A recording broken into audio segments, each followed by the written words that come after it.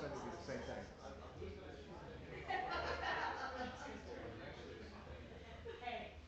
Well, there's promotional opportunity here. Most people have kids.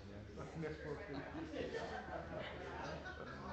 And then once he gets away, they're going to be trying to kick the old guys out. What are you doing, guys? What are you doing? I'm not looking forward to that when I'm that guy that's just going to kick out. What are you doing? Yeah. That's discriminatory.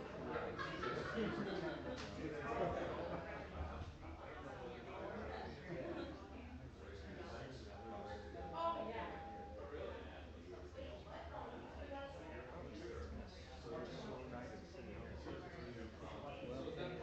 Adjournment is pretty small. I mean, they have closed session afterwards, so that might take them some time. Yeah.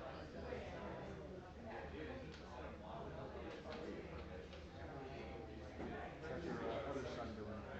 Pretty good. Yeah. Bought a house down by townhome. We're just waiting on it. It's pretty nice. He works for this medical device trade. I don't understand. But it sounds like good job. Yeah, we just got an award from him, top award in healthcare. I think he's doing really well. He's slowly promoted. Good. Do you have plans for marriage or anything like that? Hasn't talked about it. Oh, really? How long has he been back? One?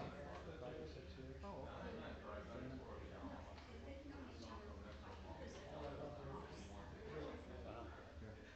Wow. Yeah. She works there. Yeah, she was. She's trying to get a CPA. So we're doing good. Yeah. What's your name?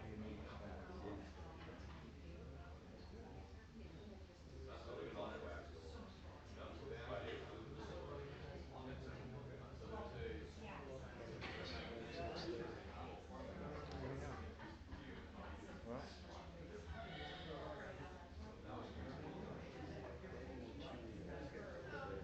Closed session.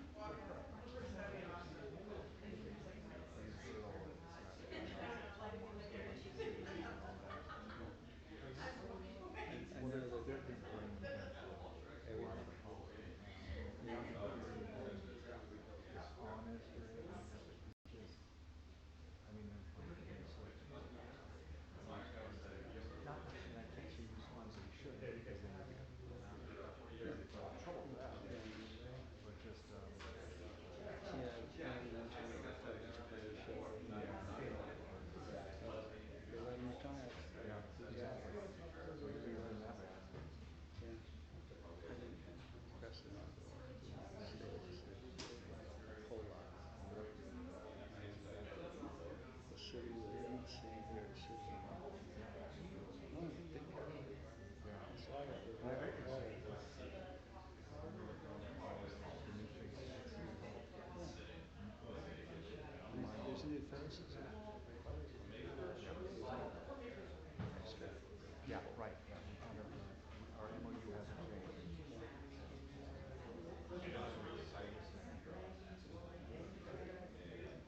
Everybody will talk to overtime.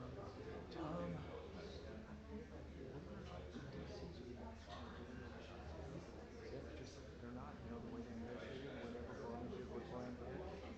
They wanted to be DC. Yeah. DC's already went. Sorry. So, They're probably just waiting for it before we do that. Hey, guess what? yeah, exactly. And they probably will pat each other on the back and say, oh, look at us with DC. What? We don't get overtime. I know. You lose your. What's the preferred play? Oh. 24 hours. Yeah, they use that too. Oh, they're exempt. Well, what they've done now is like Chapman, and it makes good sense. So they bump up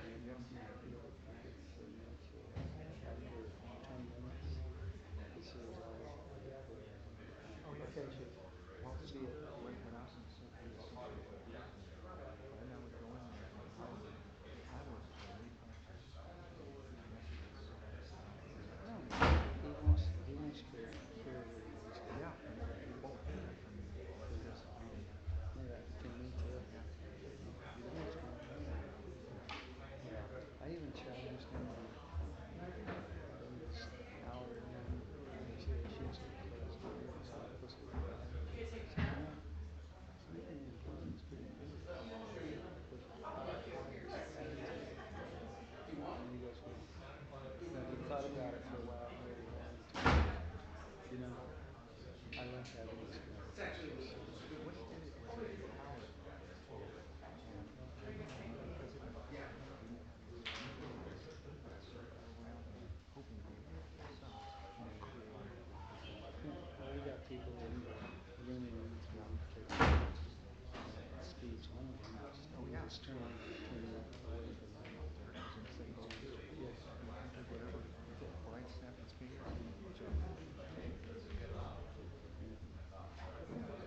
Again, it's a way better place.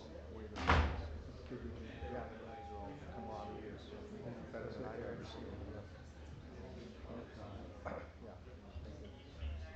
I'm not really a county fan. So yeah. Yeah. Because I enjoy being like that. Yeah, absolutely. So I don't know if Chelsea's maybe the next play out in the second half. What's that? Ask me another time. Maryland. This police station. What's going on? How many of these can be signed by Keith? Is this for signature? What is it? Oh, it's the agenda binder. I don't know. Okay. What's Yeah. for everyone? Well, it's challenge them. One or two Okay. I hope to pull off. Thank you.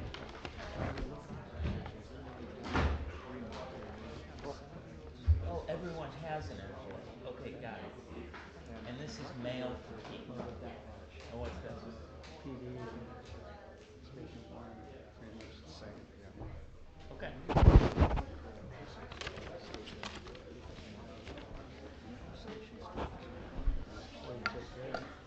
They're not they've never done it. You should see it in the guys.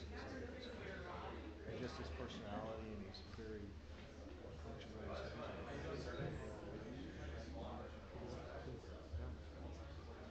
Well, starting to fill yeah. in.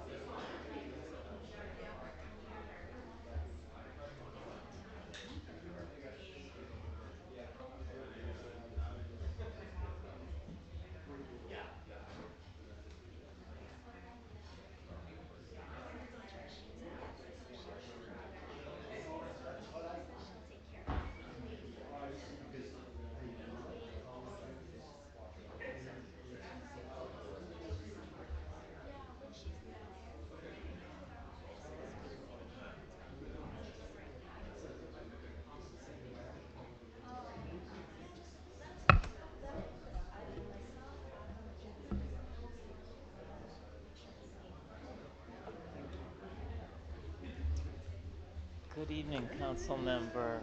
How are you? Good. So good to see you. So where's Keith tonight? I don't know. He didn't tell me. He's on vacation? He's not on vacation. No? No. But you asked me, tells me that I go to ICA. Ah. Yeah, he's going there. He's Right. going Right. what other city is that he was representing? Not LA, no? What other cities? Yeah, that Keith they work.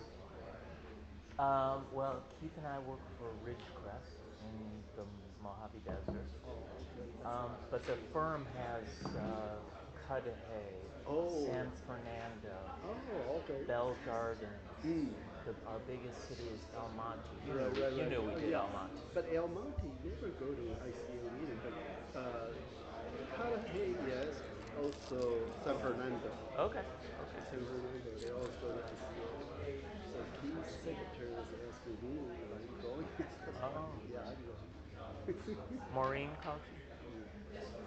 And because ICA is becoming smaller and smaller, but I enjoy it because all the topics they talk about. Sure. I can learn a lot. Regardless if it's a county issue or a state issue, they all I'm looking at relate your it. pins. You have assessor. Okay. Did you work for the assessor? Yeah. Okay. So I'm the on the advisory council board, also county library. Oh. And then, of course, with the city on the transportation policy for the past 6, 7 years already. So I'm very proud I got that SB1. Oh. It is the biggest transportation bill. Right. Wow. So now we have to start spending money. Yeah, we need to.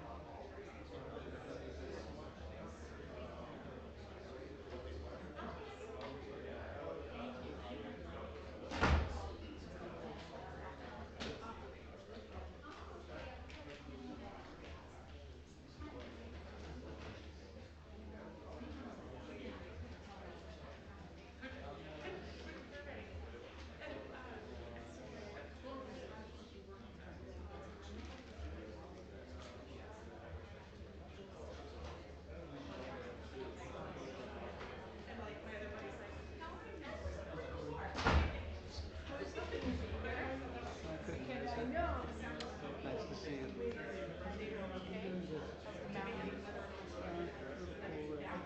Oh my gosh. This morning, It's gonna rain today.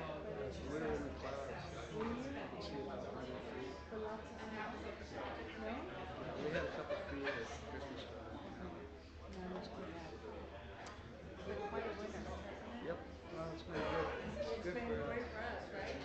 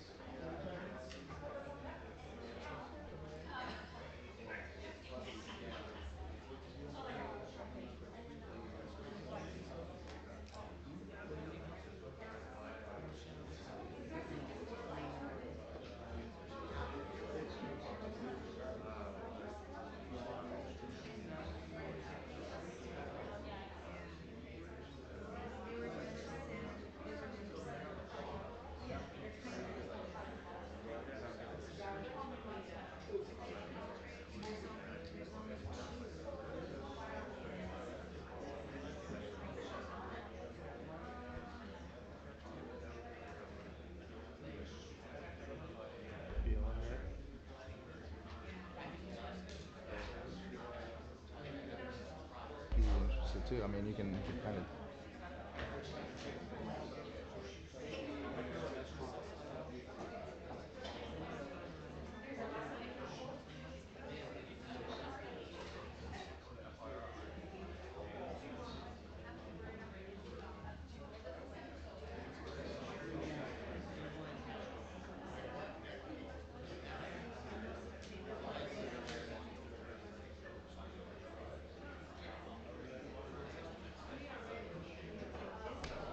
With you at the helm, it doesn't get better.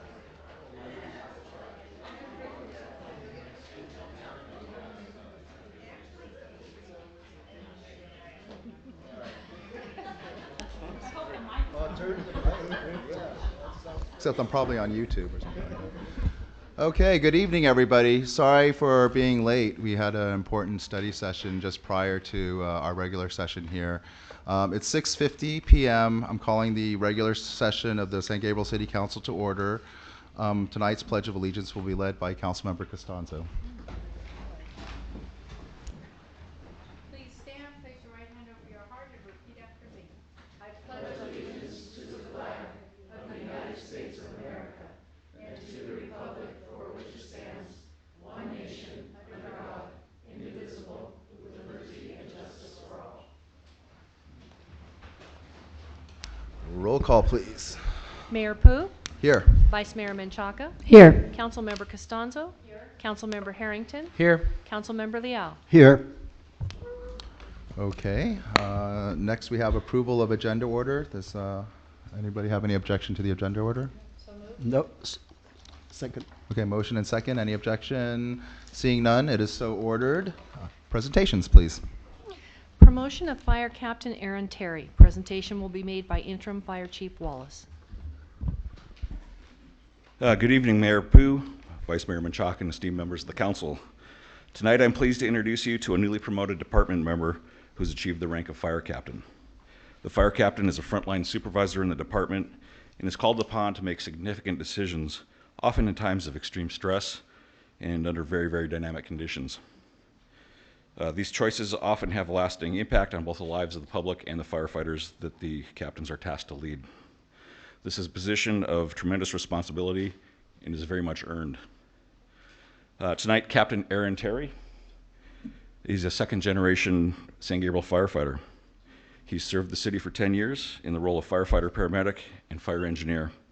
He also started here as an auxiliary prior to his full-time employment. Aaron grew up in Running Springs, California, and graduated from Rim of the World High School. He attended and graduated from the Crafton Hills Fire Academy and the Los Angeles County Paramedic Training Institute. Prior to being hired in San Gabriel, Captain Terry worked for both the Running Springs Fire Department and also for the U.S. Forest Service on the San Bernardino National Forest. He's known for his ability to mentor and train both auxiliaries and entry-level firefighters in a very calm, personal manner, which is very reassuring, making seemingly impossible tasks and drills very, very tenable. Tonight, Aaron will be pinned by his wife, Pamela, and their soon-to-arrive daughter, Bodie. His family, including mother, Amy, and father, who's retired battalion chief, Mike Terry, are also present with Aaron tonight. So, Aaron.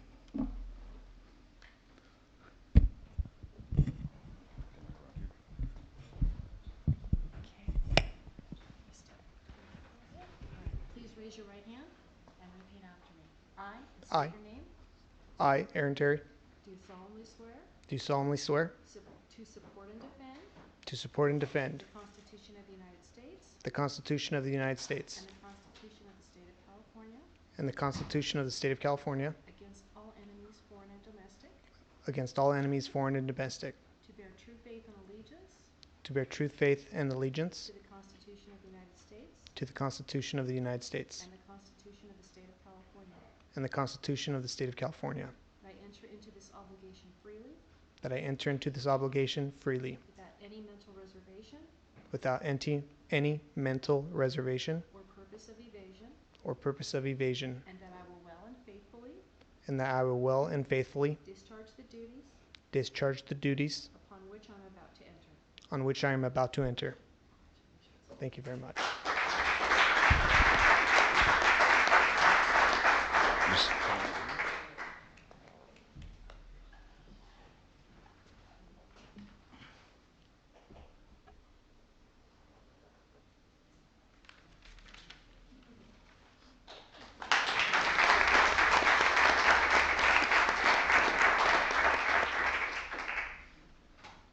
Mayor Jason Poo and City Council members, I want to thank you for this opportunity. I wouldn't be here without the support of my family and my fire department. All right, thank you. Well, congratulations, Captain, and we're looking forward to your continued service. Thanks for everything you've done, for the community and for the city, and your family, of course, including your father. So it's great to see, multi-generational family that is here to serve and protected the San Gabriel community. So thank you very much. Appreciate that. Next item, please. Oh, well, only if Captain Terry would like. Yes. Sure, okay. The council join us for a picture.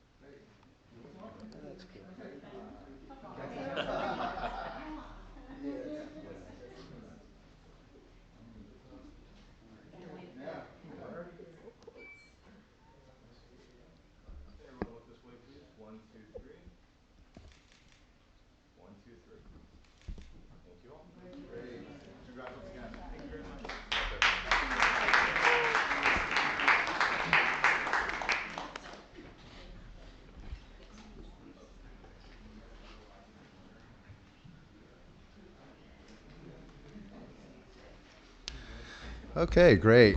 That's amazing. That's awesome. Okay, next item, please.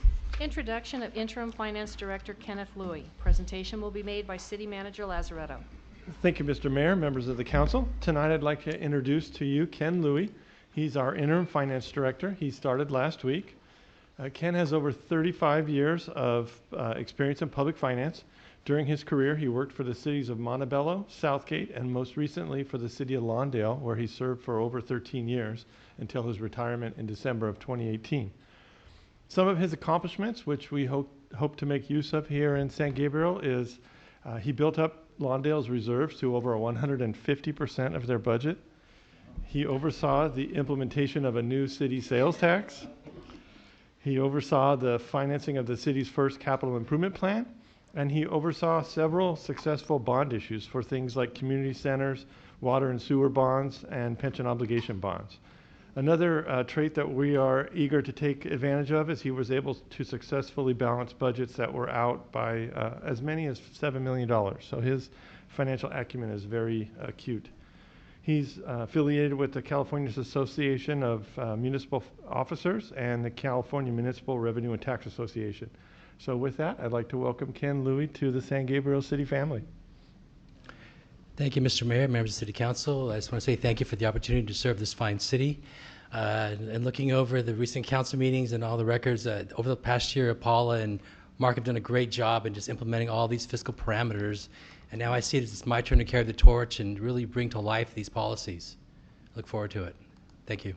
Excellent. Welcome. Wait. Ken, wait. Okay. He couldn't hear you. We like a no-nonsense finance director. But how's Jaden doing? Martin Morvia, good? Okay, please give our regards. Welcome to the San Gabriel team. We look forward to working with you. Next item, please. Recognition of Economic Development Manager Angelica Frausto-Lupo. Presentation will be made by Assistant City Manager and Community Development Director Armine Shaparian. Good evening, Mayor Pooh, members of the City Council. This is actually a presentation I don't want to make, but I will. I'm protesting. It is a lot of, there's a lot of mixed emotions tonight as I make this presentation because it means that we are recognizing Angelica Frausto-Lupo as our Economic Development Manager as she departs from the City of San Gabriel to take on the new role of Community Development Director with the City of Rosemead. Angelica started with us about 4 years ago, and at the time when we went looking for someone to hire, we were looking for someone who had extensive experience and was going to come in and help us build our economic development division. Those were her marching orders, and I think standing in front of you this evening, I can say that's exactly what she did. Her ability to foster relationships, think creatively, and work hard with everyone in and outside of the organization has set her apart. She's someone we've all grown to count on, and her work ethic is phenomenal. She has sent me materials and information even on her days off, even when she's on vacation. I don't think she ever takes real time off. She leaves a huge mark on San Gabriel in different ways, but there's a few I'd like to highlight, including certain projects and endeavors that she's taken on in economic development.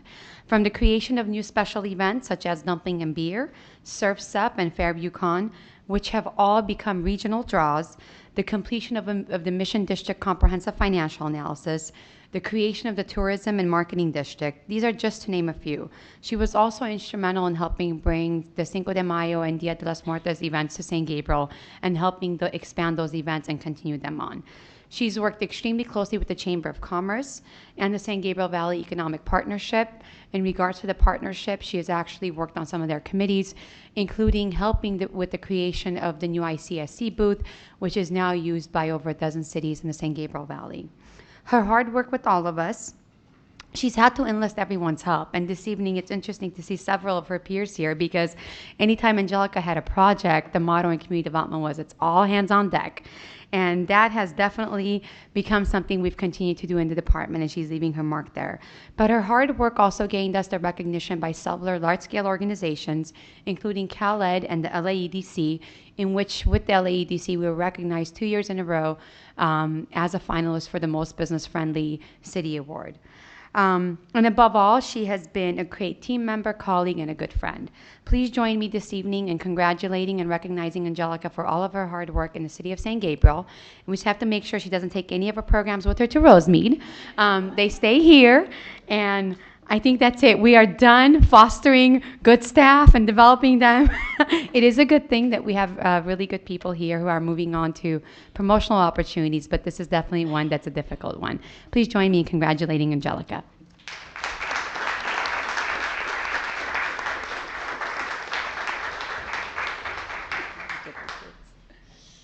Wow, thank you.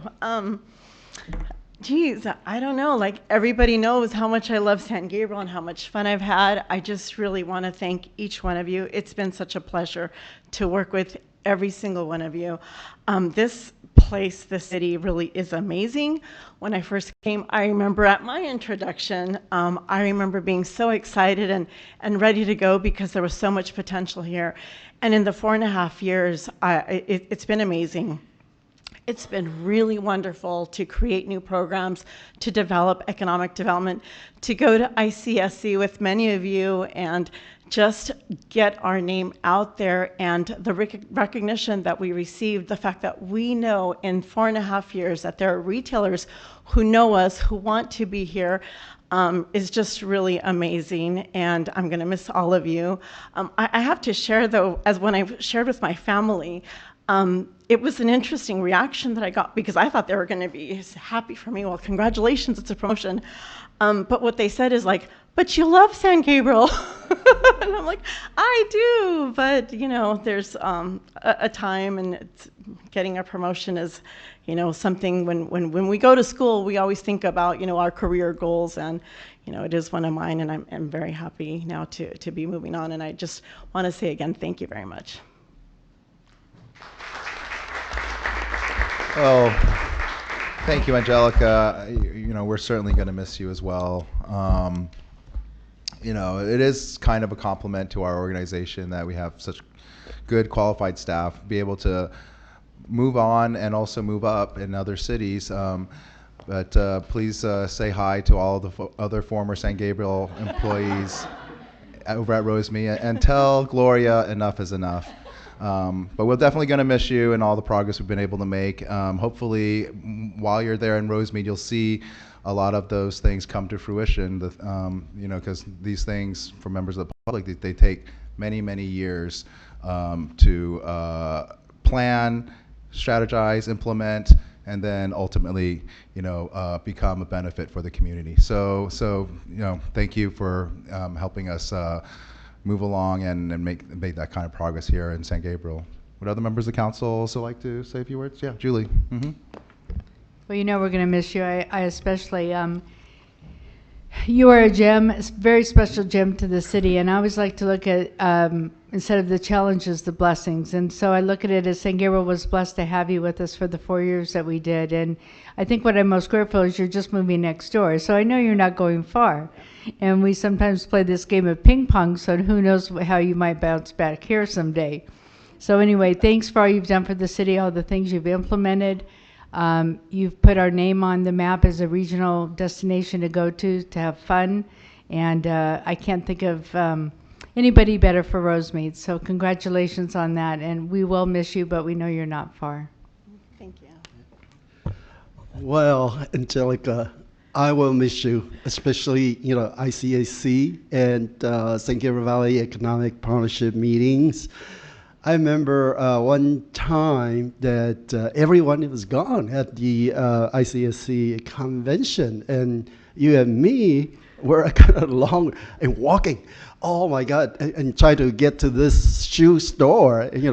Remember that? Yes. And we try to invite them to come to San Gabriel, and unfortunately, they think our population demographic is not qualified. But anyway. You are such an amazing lady. For 4.5 years, you did so much contribution to this city. We're so grateful. And especially, you already created a legacy. It's called Dumpling and Beer. No other cities in the nation have this festival. So we all remember you, Angelica. Thank you. Thank you for your work. Awesome. Yeah, I want to say a few things. So we together, I guess we created also the Cinco de Mayo and the Dia de los Muertos. That was something that, we came together, and you were such a great resource. And I'm hoping that will be one of our signature events in the future. I know there's other Cinco de Mayos and other Dia de los Muertos, but San Gabriel's always special. And you were able to really kind of put the pieces together to really put a vision and make sure that it was different. It wasn't going to be just the same old event, that we were going to have that little flair that we always do on the San Gabriel flair that we have in all our events. But it was just a joy working with you, starting something from scratch, and you'll be nearby so you can see how we continue to flourish. And like as Councilwoman said, I think I said the same thing earlier to her, that you never know, you may be back one day. But anyway, just come down to our events, and hope to see you then. Thank you. Yeah. Thank you, Mayor. Yeah. So, Angela, I'm not sure a few years ago when Gloria was here, whether she was on a Trojan horse mission or scouting or what she was doing here, but she sure seems to like our talent. And I think we have developed a lot of talent here, and it shows the community that we have just in our team. And it goes from the top down and the bottom up. I mean, I always enjoy going to the San Gabriel events, and you especially always are well prepared with all the chaos going on. Always have a smile, even when it's very stressful, and we know it's stressful. It's very hard to recapture those qualities, so I'm sure you'll be a hard person to replace. I mean, just the creativity, the positivity, always helping. You're always doing something, and when we go to an event, I watch everybody, but I see how active you are and how you're just engaging with everybody, staff, community, council. I mean, just everybody. So that's going to be difficult to replace. But I do hope you have a successful career at Rosemead until you come back. So thank you. Thank you. Excellent. So please, council, let's all go down to present Angelica with this plaque. San Gabriel, City with a Mission. Angelica Frausto-Lupo, Economic Development Manager, exceptional service to the City of San Gabriel, June 2015 to January 2020. Thank you. We'll miss you.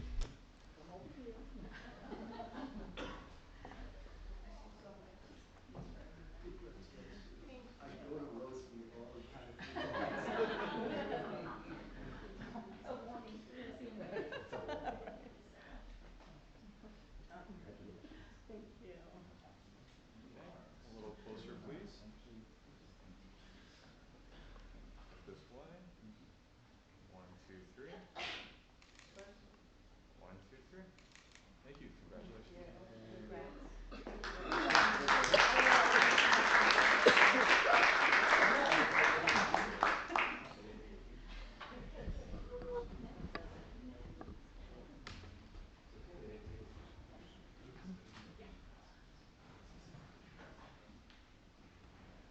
Okay, that was lovely. Next item, please. Public comment. This is the time set aside for members of the public to address the City Council on items of interest that are on the agenda, not on the agenda, but are within the subject matter jurisdiction of the San Gabriel City Council. Pursuant to the Brown Act, the City Council cannot answer any questions or take any action until such time as the matter may appear as an item on a future agenda. In an effort to provide everyone with an opportunity to speak, all public comments will be limited to a maximum of 3 minutes. You will receive a 30-second warning as you approach the end of your time. As a reminder, please be respectful of all speakers regardless of the position they take on any items. If you wish to address the City Council, we request that you please complete a speaker's request card and hand it to the clerk. When speaking, please state your name for the record.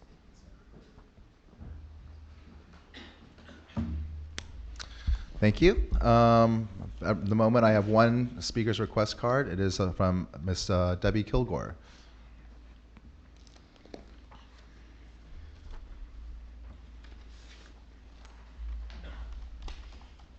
Mayor Pugh, thank you for remembering I'm single. Anyway, I'm Debbie Kilgore. I live in San Gabriel. I've lived here about almost 25 years. And the reason I'm here is because I feel the city needs to develop some type of way to let residents know there's building going on in their community. On Monday morning at 7:15, my dogs went crazy, and all of a sudden we heard loud noise. And across the street at a lot, they started doing demolition work. No notification, no sign up anywhere on the property about it. There was no notification. The last time this property I could find anything about was in July of 2017. We do know that in April of 2018, all the residents were asked to move with a 60-day notice, but there's been nothing there. And I had come recently to City Hall to ask the planning department to have them put a sign so we would know that there's 12 condos coming. And while I was there, the owner came in and got demolition permits, paid for it, everything. They had a groundbreaking ceremony on Saturday. I was able to meet with the contractor in the afternoon, and I asked him when the project was going to start. He said soon.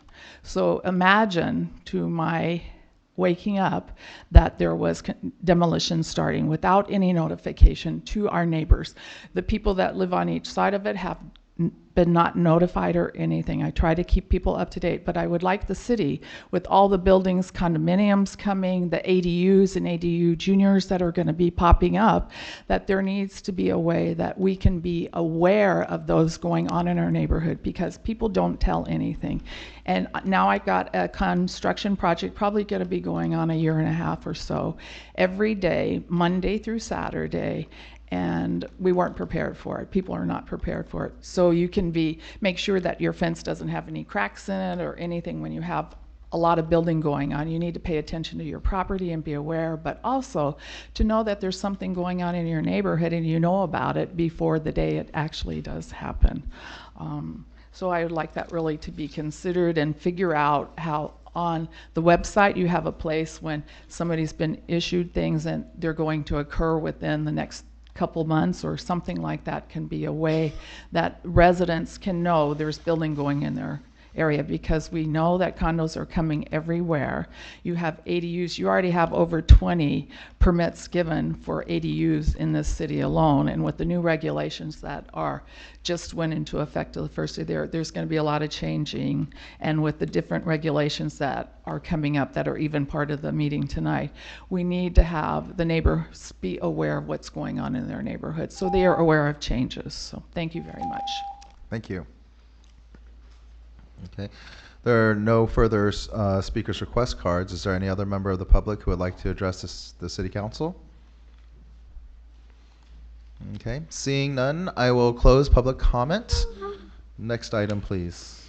Consent calendar. All items listed under the consent calendar are considered routine and recommendations will be approved in one motion unless a member of the City Council or audience requests separate discussion.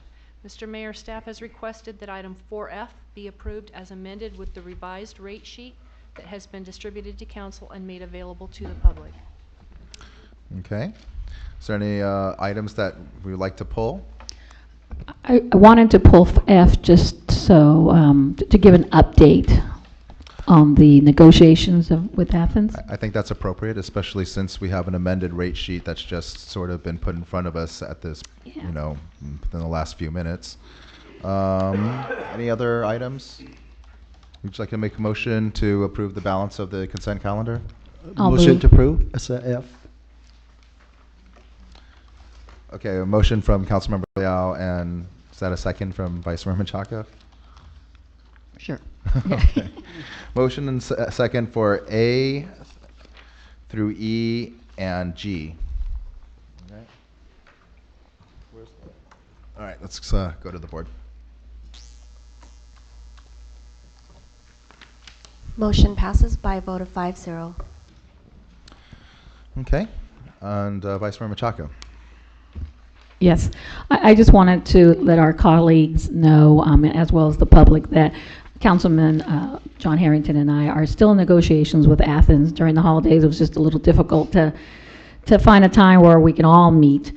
However, what is in front of us right now, item F, is strictly to be in compliance with AB 1594. So that's something we state mandated we need to do, but we are still in negotiations. And also going forward, one of the things we have agreed on is that when we get the bills, the trash, the Athens invoices or bills, we've asked that they be itemized, because the majority of the fees that are being charged to our residents really relate to state measures. It's not just the local cost, but it's a lot of compliance that needs to be done to meet, for example, in this case, AB 1594, but there is a whole host of other state mandates. So we want to make sure our residents understand what is taking place.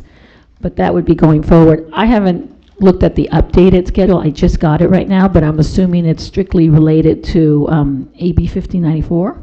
So what kind of update is this? Thank you, Mr. Mayor, members of the council. It was actually, there was a math error on the page that was included in the city council report, and it's only on the first two lines. You'll see in the one that's in the staff report, we had for just the second column, green waste disposal, $1.34. And the one that we handed out at the dais, those first two lines are $3.55 and $3.27. And Christian Warner from Athens is here to answer any questions too, if the public, excuse me, if council has any. But I noticed the total rate is not different between the two schedules. It looks like allocation was shifted from total disposal component over to the green waste disposal component. That is correct, but I will let Christian go into further details if you have any other questions. But you're right, the total did not change. Were the other amendments, does this also include the sort of annual COLA adjustment? It does not. As Councilwoman Vice Mayor Menchaca explained, this is only to deal with one of the organics laws that comes into effect January 1st. And this is a rate that would allow Athens to recover their costs for taking the green waste up to Victorville rather than to the local landfill. So we will be coming back at some point between now and the end of the fiscal year with an item for council to consider for the COLA and the amendment to the contract. I take it then this rate adjustment comes under the extraordinary circumstance provision of the contract. That's exactly right. And I don't know if staff has this information, but so for instance, single family curb, the total rate would now be what, $39.75? What does that compare to from before? Like what's the delta? What was the increase? Christian, do you have that information in front of you?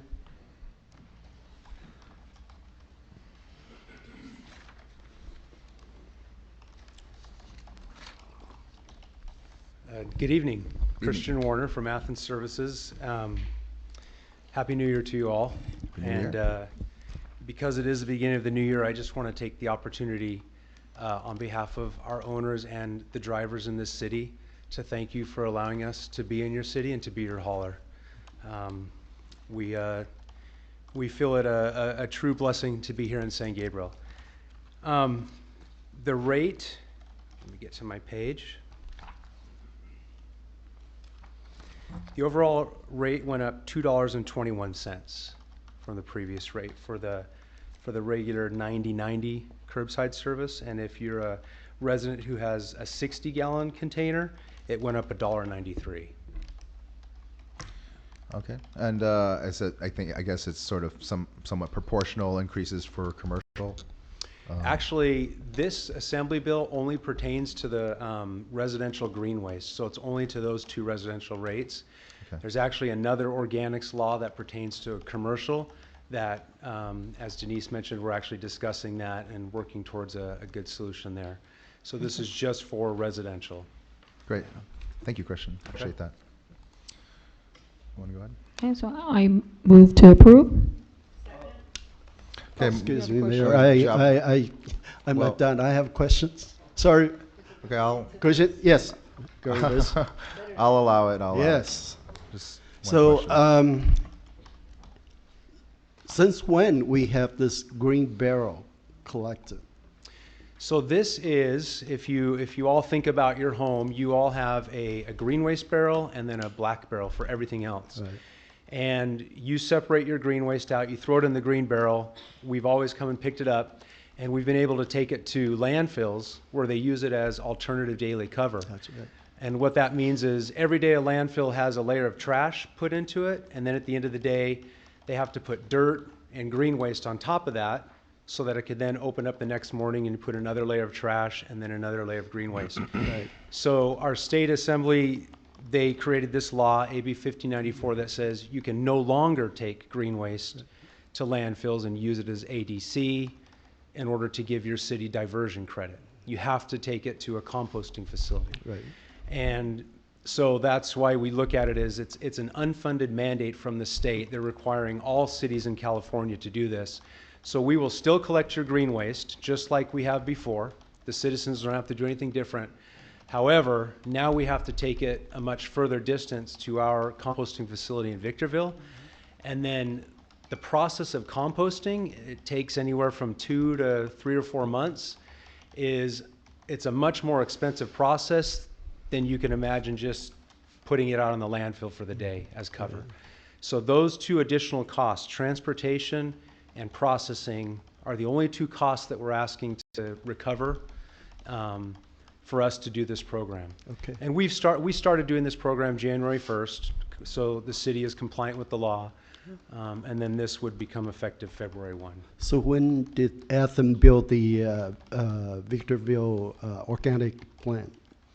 The Victorville plant, it's called American Organics, was actually built years ago, but Athens, through an acquisition, we acquired this composting facility, I think it was about 6 or 7 years ago, kind of in anticipation, knowing that there were going to be changes to the organics laws and regulations in the state. And so it was something that we were getting ready for, and just a little bit of trivia, I guess, if you will. With the residential and the commercial organics laws that are happening in our state, Cal Recycle has said that there's going to need to be anywhere from 100 to 150 organics facilities built in the state in order to handle all these organics.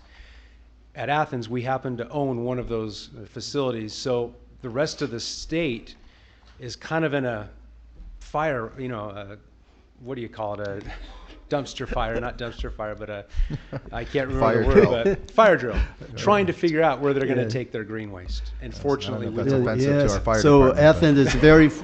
Athens is fortunate, and city of San Gabriel is fortunate. But the problem is, as you understand, the Cal Recycle, restrict this kind of land application. You cannot do this anymore because the contamination of underground water. Right. So what are you going to do next? Well, we're not going to be taking it. This is beyond the scope of what. There's already a motion and a second on the table. Why don't you guys have a conversation? After the meeting. Last question. No. Last question. Calling because the question. We expect going to another the board. bill coming. Go to the board. And we please. have to increase that charge again. Go to the board. Okay. Thank you. Motion passes by a vote of 5-0. Okay. Next item, please.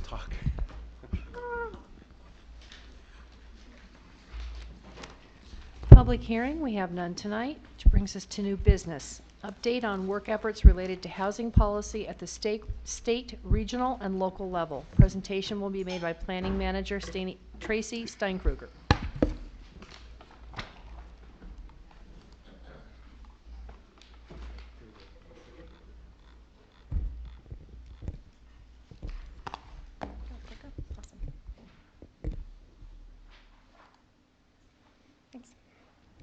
Good evening, Mayor, members of the Council. Tracy Steinkruger with the Community Development Department.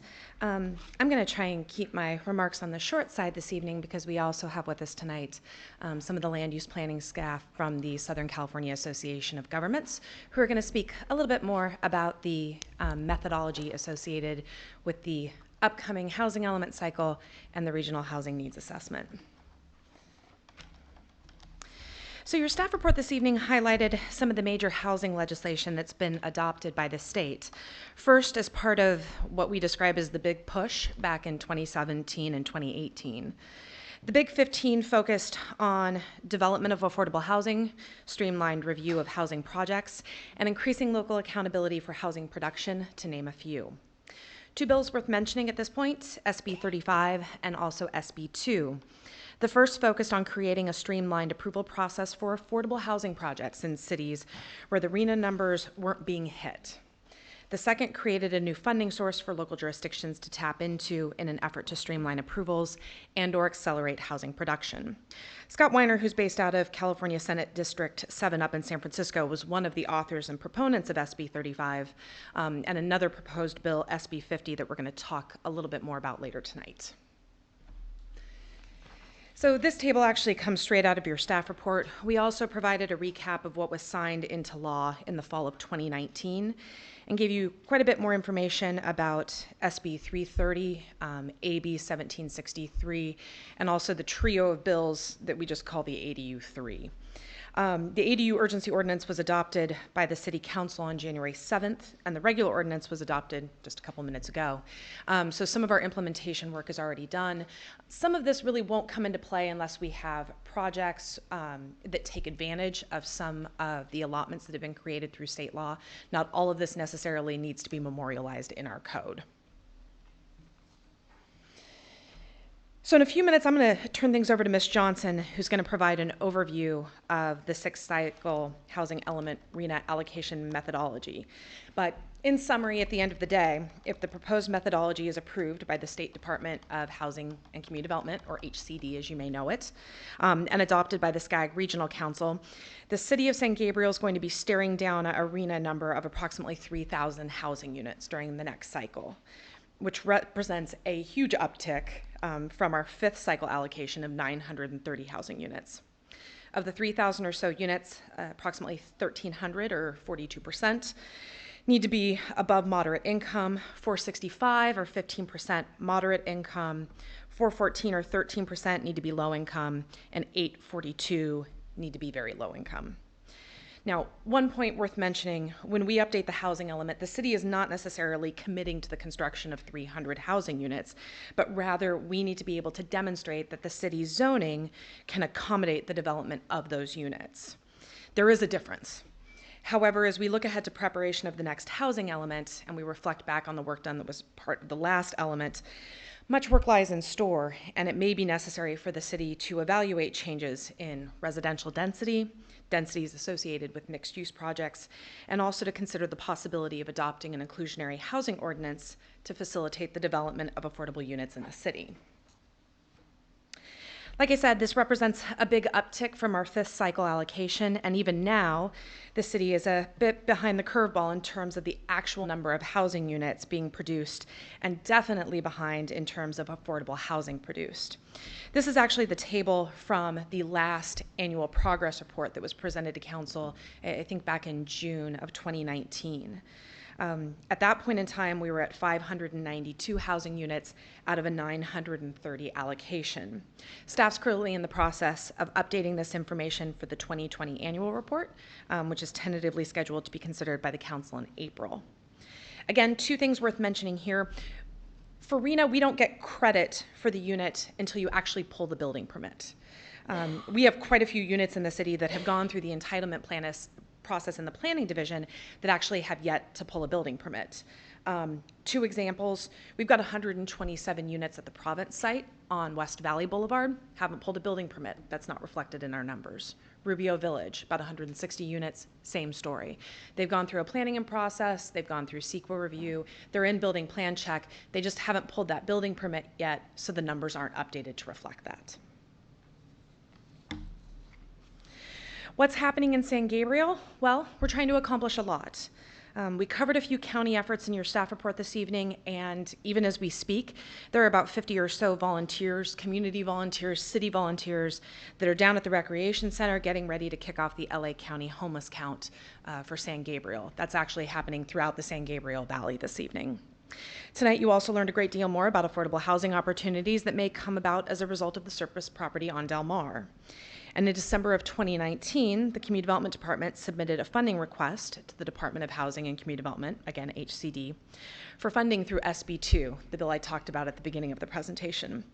The maximum funding request for the city of San Gabriel based on its size is $160,000, and the city requested funds to accommodate multiple projects described in your staff report this evening that have the potential to either streamline housing review and or accelerate its production. In addition, the city could request a small percentage of that $160,000 be dedicated to anti-displacement efforts. We took advantage of that as well. We anticipate hearing back from HCD about this request, which the state may elect to fund in whole or part a little bit later on this spring. So one more thing, and I actually didn't cover this at all in the staff report because this boulder kind of started rolling down the hill as the staff report was going through the review process. SB 50, aka the More Homes Act of 2020. This was originally authored by that guy I mentioned earlier, Weiner, back in 2018, 2019. It went through multiple revisions and amendments at the time. It was combined with other bills, but it eventually found itself stuck in the Senate Appropriations Committee. It was facing a great deal of opposition, primarily from the League, but also from many local jurisdictions, the American Planning Association, Urban Land Institute, you name it. Ultimately, the decision was kind of made to punt on it until early this year to give the author more time to revise the bill, potentially build some more consensus that might get it across the finish line. The bill, to put it mildly, was and continues to be confusing and extremely burdensome to local jurisdictions. Most troubling, I think, is the idea that fourplexes could be developed by right in certain zones across much of the state, regardless of if you're a rural area or an urban area. An artist, he's a graphic designer or also a housing activist. He's based out of Berkeley, and on the Curbed website, which is kind of a land use development and government blog, he's put forward a series of illustrations and or flowcharts to try and make it easier to understand. And this is the most recent one that they put together back in May of 2019. Kind of like looking at a choose your own adventure book. I feel like a lot of state law increasingly feels that way. But it was trying to break down how SB 50, as it stood back in May of last year, would impact different types of communities based on their size, or different communities based on whether or not they may have hazardous areas like floodplains, high fire zones, coastal areas, areas that may be jobs rich or jobs poor, transit rich or transit poor, could potentially be impacted by this legislation. So in January, a series of amendments were put forward. It was actually on January 6th of this year. And At face value, or at first blush, you get the impression that they're trying to create opportunities to, when appropriate, deviate from the requirements of SB 50. A couple things have stood out to a lot of local jurisdictions, including the League.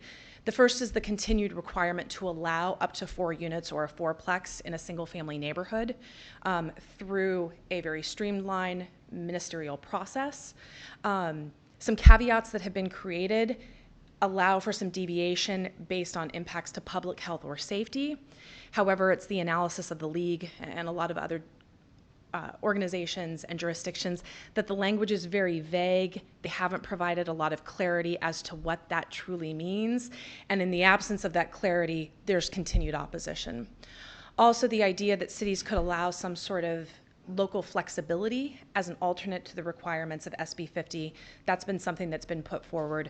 But again, too, not a lot of clarity, a pretty burdensome review process that would be administered by HCD. It's not seen as being, at the end of the day, something that is flexible and tailored towards all the nuances that local jurisdictions have.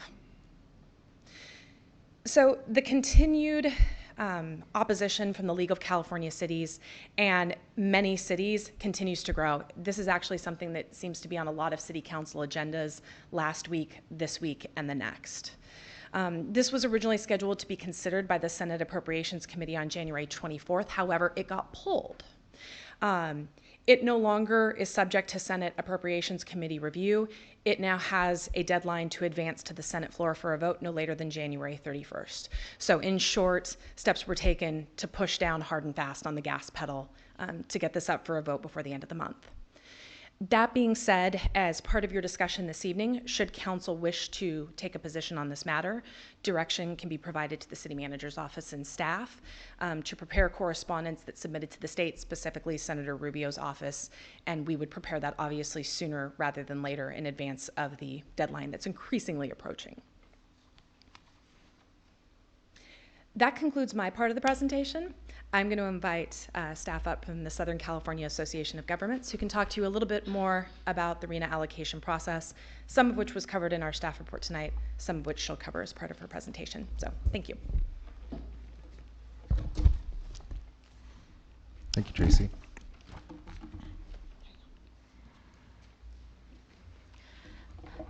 Good evening, Mayor Pooh and members of the San Gabriel City Council. I'm Mayon Johnson, Housing and Land Use Planner, and thank you for having me this evening to talk about the regional level of determining affordable housing need. So those who are not familiar with SCAG, we cover the 6-county, 191 city Southern California area. So we're a council of governments that's required by the state to conduct the Regional Housing Needs Assessment process, also known as RHNA. So I always like to start this presentation with talking about the housing crisis itself. So looking at Southern California, the 6-county SCAG area, you can look at the population growth, that's always occurring. But when you look at housing, producing enough housing to meet that population growth, you can kind of see a trend where the housing crisis today has been a problem that's been decades in the making. So if you look at building activity between 1970 and 1980, there is 1 new housing unit added for every 1.74 persons added to the population here in the SCAG region. But by 1990, that ratio dropped so that there was 1 new housing unit added for every 4.5 persons added to the population. So our population continued to increase while housing supply did not keep up with that. In the past few years, this ratio has improved, so 1 new unit for every 3.3 persons added. What this means is that what we're looking at today wasn't something that happened overnight. This was as a result of decades of not producing enough housing while our population here had continued to increase. So you're all familiar with the cost of not housing. So of course there's things that are happening in communities, in your neighborhoods, things such as overcrowding. When someone wants to stay in the area but they can't afford housing, they can choose to live with 2 other people in a studio apartment or share a home with another family or two families or more. And there's also results such as unpermitted garage conversions, which can present a safety issue to even the surrounding homes. On the macro scale, on the regional scale, there's also an outmigration and loss of talent. So a lot of new college graduates, if they can't afford to live here, they'll go where there's also housing and jobs. So that could mean outside the SCAG region and outside the state. With that, there's also economic impacts. I always like to cite Toyota, the car maker, as a poster child. Their North American headquarters used to be in the SCAG region in Torrance, but they did a study, focus groups with their employees, and they looked at the cost of housing and also the quality of life. And many employees stated that their quality of life was actually affected by the cost of housing. And so Toyota, in their study and their decision to move to Texas, out of all places, where there's housing and jobs, they decided to base their move on the cost of housing. So all these aspects, the problem of cost of housing is not just regional, but it's local in your communities as well. So that brings me to the Regional Housing Needs Assessment, RHNA. It's an acronym that you'll hear called RHNA, RANA, RANA, take your pick. But it's a state housing law requirement to determine regional housing needs. So SCAG is required to conduct the RHNA process for all of our 191 cities and 6 counties. So I'll refer to them as jurisdictions. So it's an 8-year planning period, and the RHNA number represents both projected and existing housing need. So while it's an 8-year planning period, it's supposed to represent that decades in the making, the housing crisis, the housing that we need to house our population today, and also through that 8-year planning period, so in the future. So both existing and projected need. So the 5th RHNA cycle is your current housing element that covers October 2013 to 2021. What we're developing right now is the 6th RHNA cycle. That's 2021 through 2029. So the final allocation adoption for your 6th cycle housing element for the RHNA allocation that goes in it will be due on October 2020. So we'll have a final RHNA number for your housing element in October of this year. So the general RHNA process, we start actually with the giant regional determination number. So that number, it's about 1.34 million units for the SCAG region, is given by the California Department of Housing and Community Development, also known as HCD. They're also the same agency that reviews your housing element at the end of the process. So they do this in consultation with SCAG and also the California Department of Finance, but they give us a regional number. So then SCAG adopts a methodology that's applied to that regional number. Then you get individual draft RHNA allocations. So every COG can develop their own methodology. So ours will be different from SANDAG, San Diego down south, and SACOG, Sacramento up north. And it can also differ by cycle. So what we're doing for the 6th cycle does look different from what we've done in the past cycles. So once you get a draft allocation, we'll have that available in April of this year. We'll have an appeals process. I know some jurisdictions are ready to appeal their RHNA, even though we don't even have the draft out yet. But we'll have public hearings associated with that. And then in October, we'll have the final allocation ready so you can begin your housing elements. And those are due to HCD in October 2021. So the regional determination process, again, this is determined by HCD. SCAG did object formally to this number, but the final determination was about 1.34 million for the region. In comparison, you can see the 5th RHNA cycle, there were, due to market conditions at the time, it was much, much lower compared to the current cycle. So it's about 412,000. So about a third of what we have right now. And then the 4th cycle was about 700,000. So there are some fluctuations with that, but each of these cycles was determined by HCD. So because the number is so much higher than last time, you will see sticker shock this time, especially compared to your prior cycles, just because the number itself is larger. So the draft RHNA methodology. So we already received our comments from HCD as it's a new requirement for this cycle, but we'll be recommending adoption by our RHNA subcommittee on February 24th, and I'll have a slide with the key dates on there as well. But that will be hopefully adopted by our SCAG Regional Council, our board, in March. But the draft RENA methodology in prior cycles was mostly based on household growth. So that was the largest share of a RENA allocation. For this cycle, because of comments from a lot of stakeholders and a lot of jurisdictions actually provided input as well, and due to more and more laws being passed on RENA itself, so SCAG this time, we developed a methodology based on other factors besides just household growth. So this current, what we're proposing for the final methodology includes share of household growth, but now includes other factors such as access to jobs, so jobs located within a 30-minute drive commute from the jurisdiction. Also, transit access is another large factor for this 6-cycle methodology. And there's also factors such as a social equity adjustment based on household income and indicators of access to resources such as poverty levels, education attainment levels, and economic development levels. So this final methodology we hope will be adopted in March of 2020, and then we'll have a draft RENA allocation. Right now the estimate based on this methodology is about 3,000 for the city of San Gabriel. And of course it is higher than last time, but that's a function of the regional number being that much higher as well. So funding for housing, Tracy had just covered a lot of this, but I did want to point out to AB 101, which is the governor's trailer bill last year.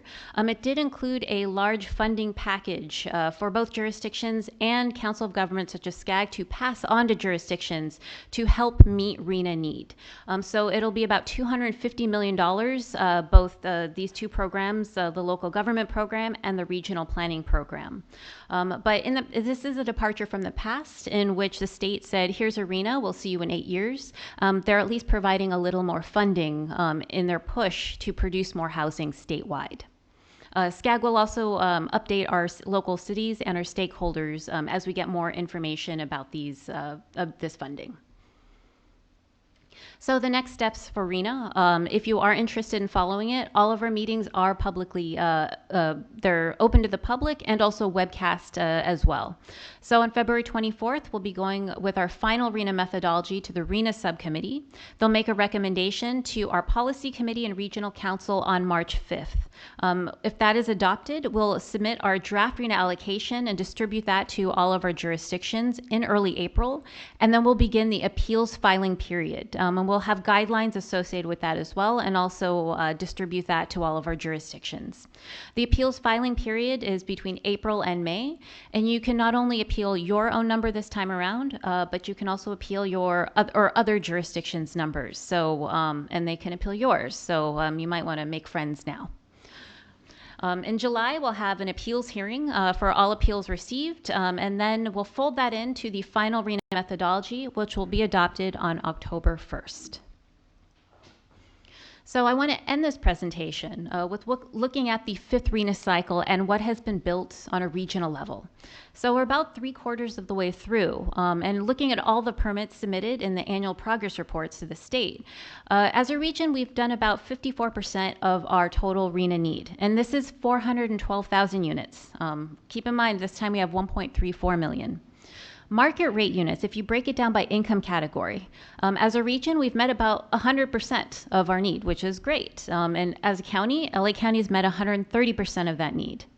But if you break it down by income to moderate income units and affordable units, it's been difficult to achieve that.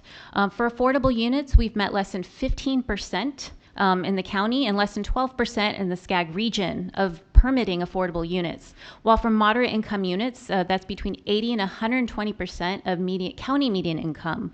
As a county has met less than 9%, and the state has also not fared, has fared about the same.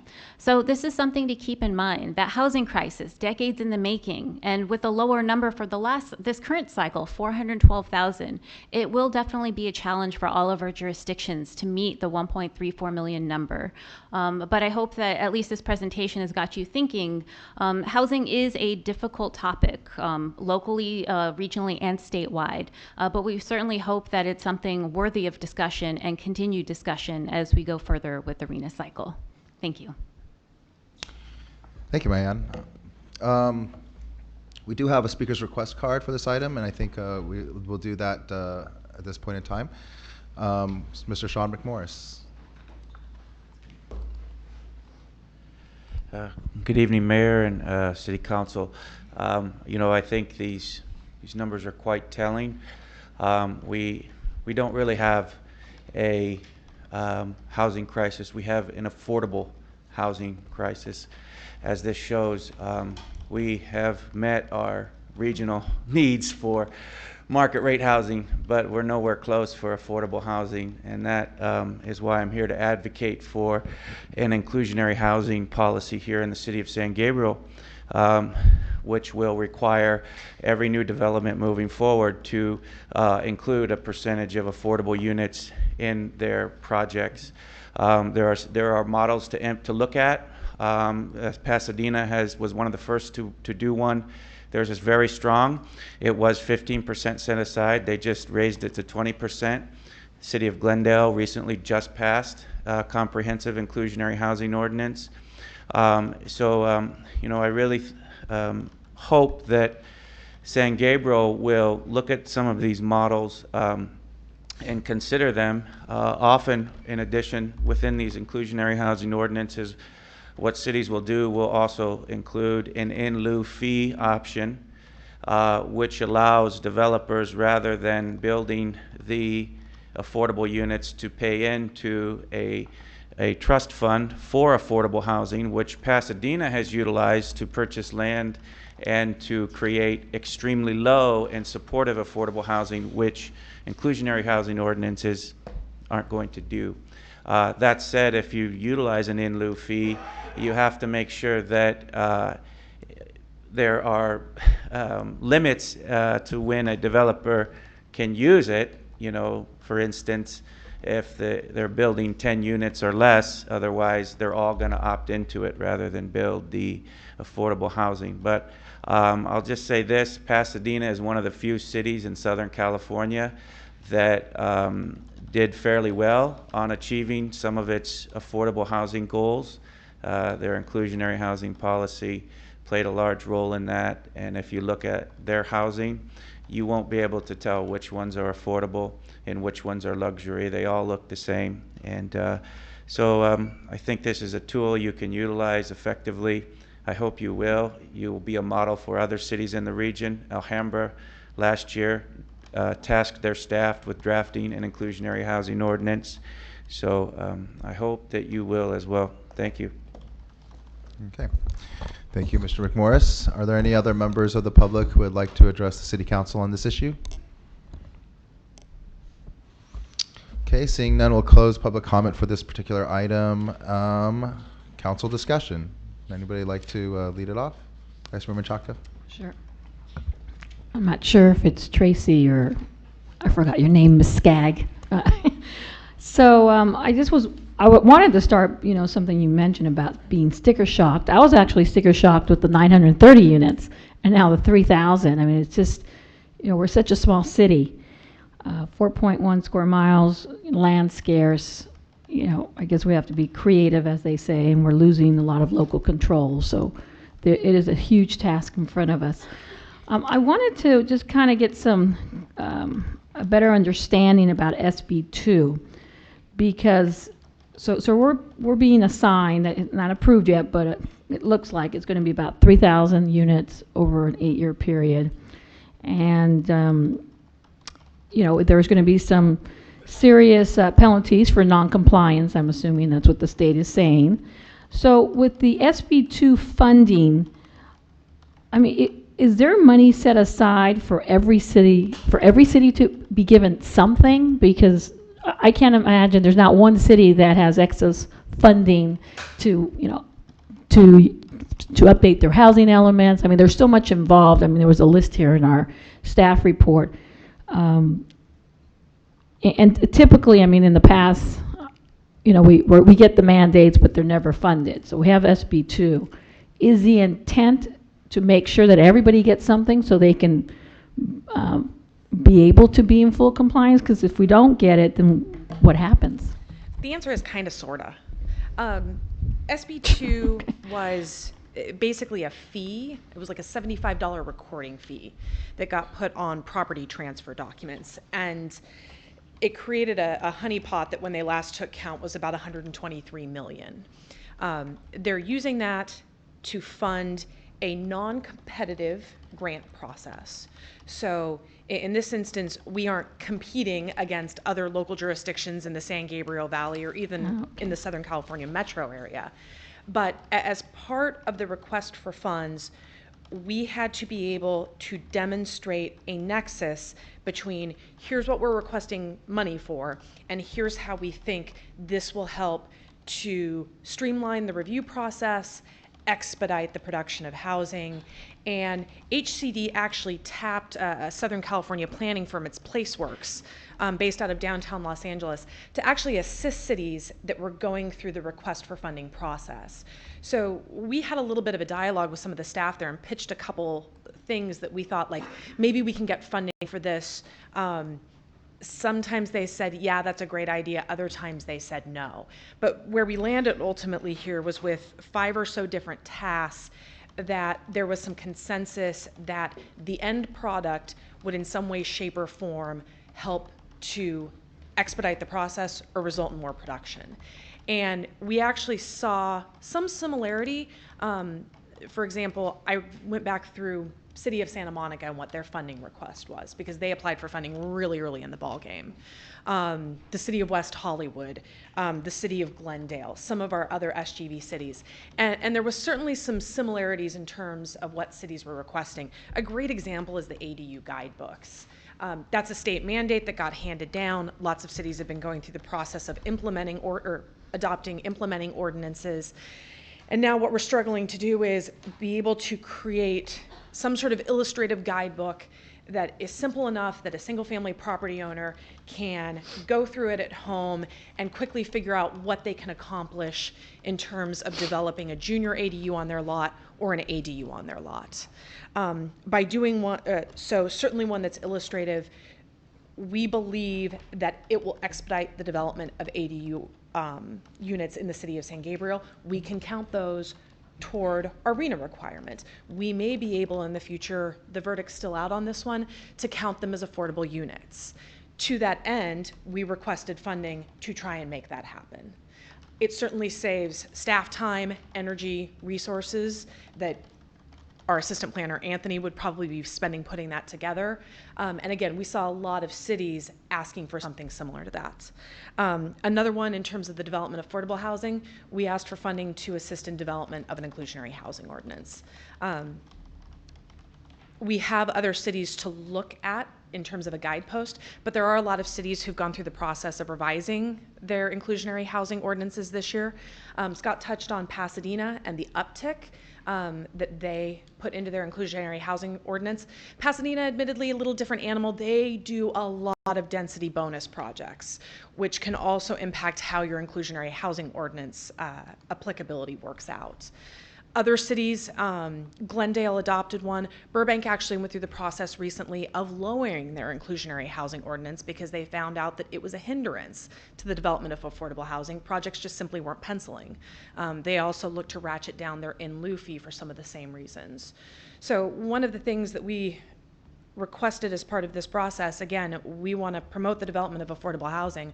Rather than just have an inclusionary housing policy, we'd actually like to start crafting an ordinance that we can bring in front of the Planning Commission and City Council that makes it very, very clear as to the requirements for affordable housing for projects of certain thresholds occurring in residential zones in the city, and also residential projects occurring in commercial zones as part of some mixed use setup.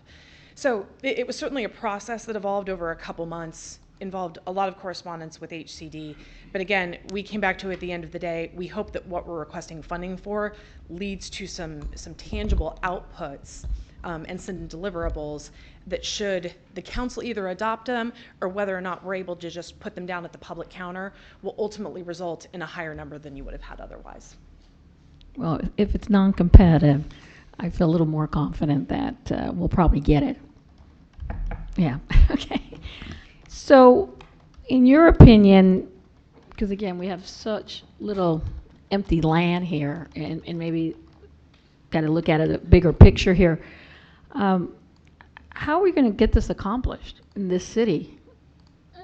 I'm just kind of in my mind, you know, I think SCAG, you did a drive-through. I think that was my understanding. You kind of or you're going to be driving through the city just to kind of help identify some locations, but there's not much here. I mean, there's some empty lots, obviously, on San Gabriel Boulevard, and Las Tunas seems, I mean, there's not much there. Valley is pretty built out. I'm just trying to think kind of creatively, what are other things? Because I guess I'm so focused on just single-family residence, and I've seen that being converted to 4 or 5 units, but that pales in comparison to the requirement of 3,000.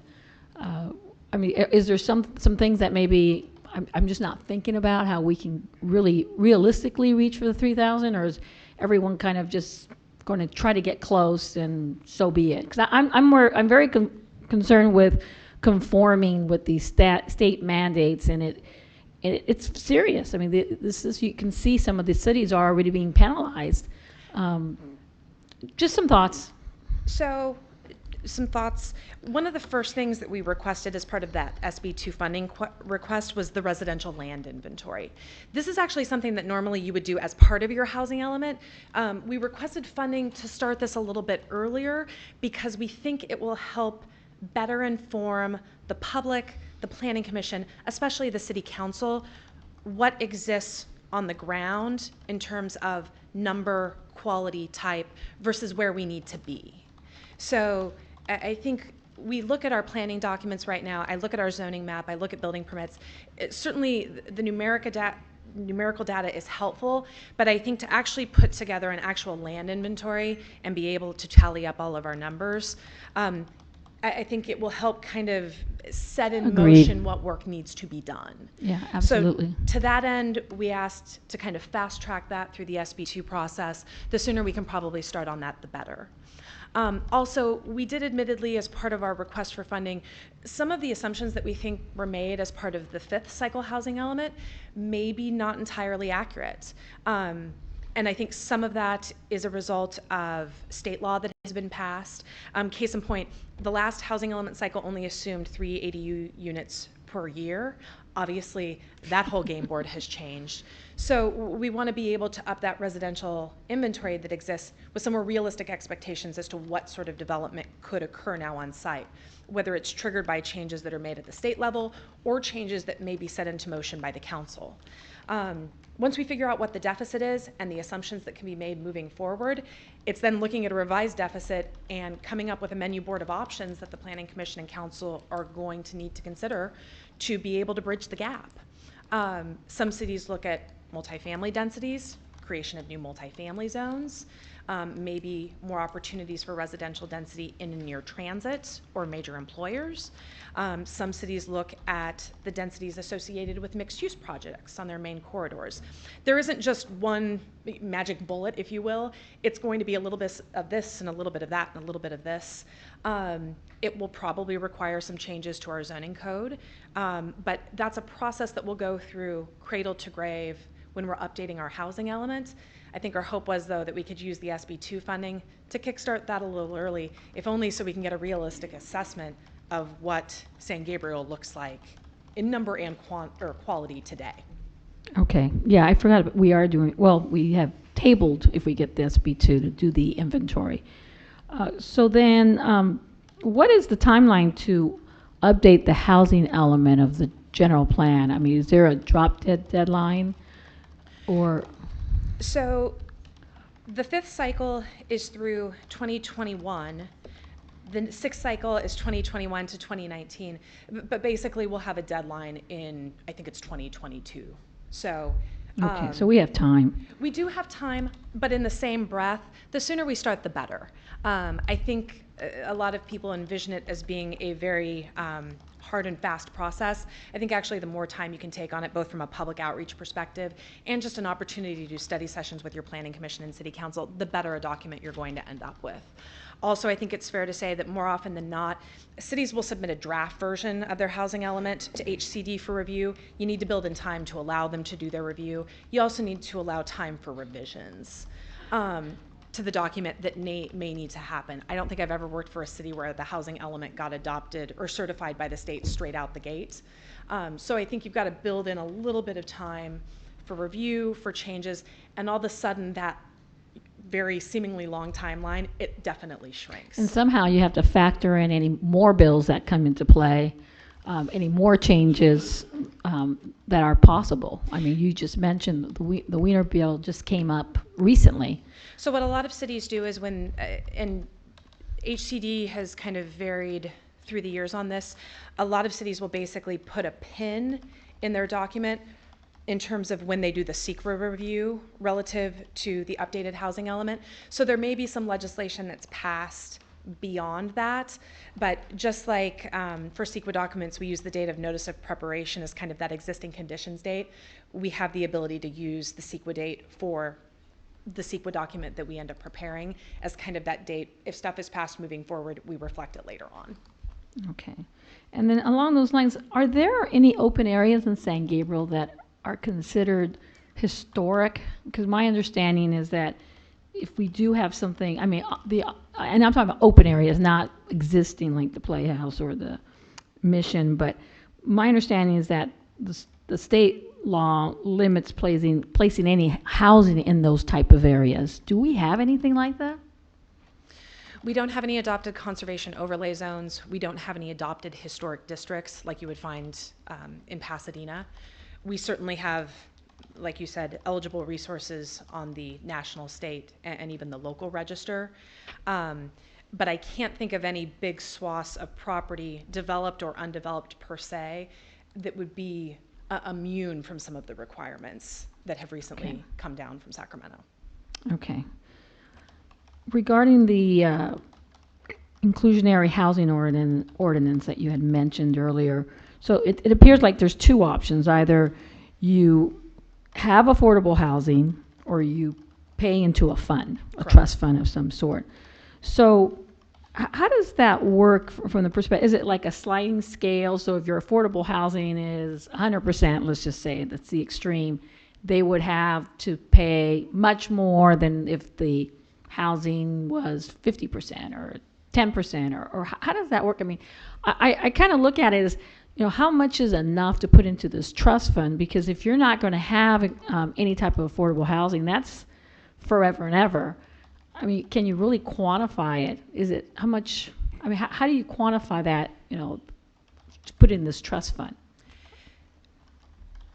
No two cities that I have encountered have identical inclusionary housing programs. Okay. Some cities that I have worked for or been privy to, you have different thresholds. If you're 0 units to 10 units, it's an 8% requirement. If it's 10 units to 25 units, it's this percentage requirement. Some cities have a different in lieu fee based on whether or not the unit is a rental unit or if it's an owner-occupied unit. Some cities, and Pasadena is a little bit like this, they have different sliding scales based on what specific plan area you're in the city. For example, the Central District is subject to one set of requirements and East Pasadena is subject to a slightly different set of requirements. I think the idea is cities have the opportunity to put together an inclusionary housing program that works for your community. I don't think in any city the program is perfect, which is why in a lot of communities you see them go back and revisit them every 5 to 10 years, or when you have a huge shift in market conditions that may create the need to revisit it.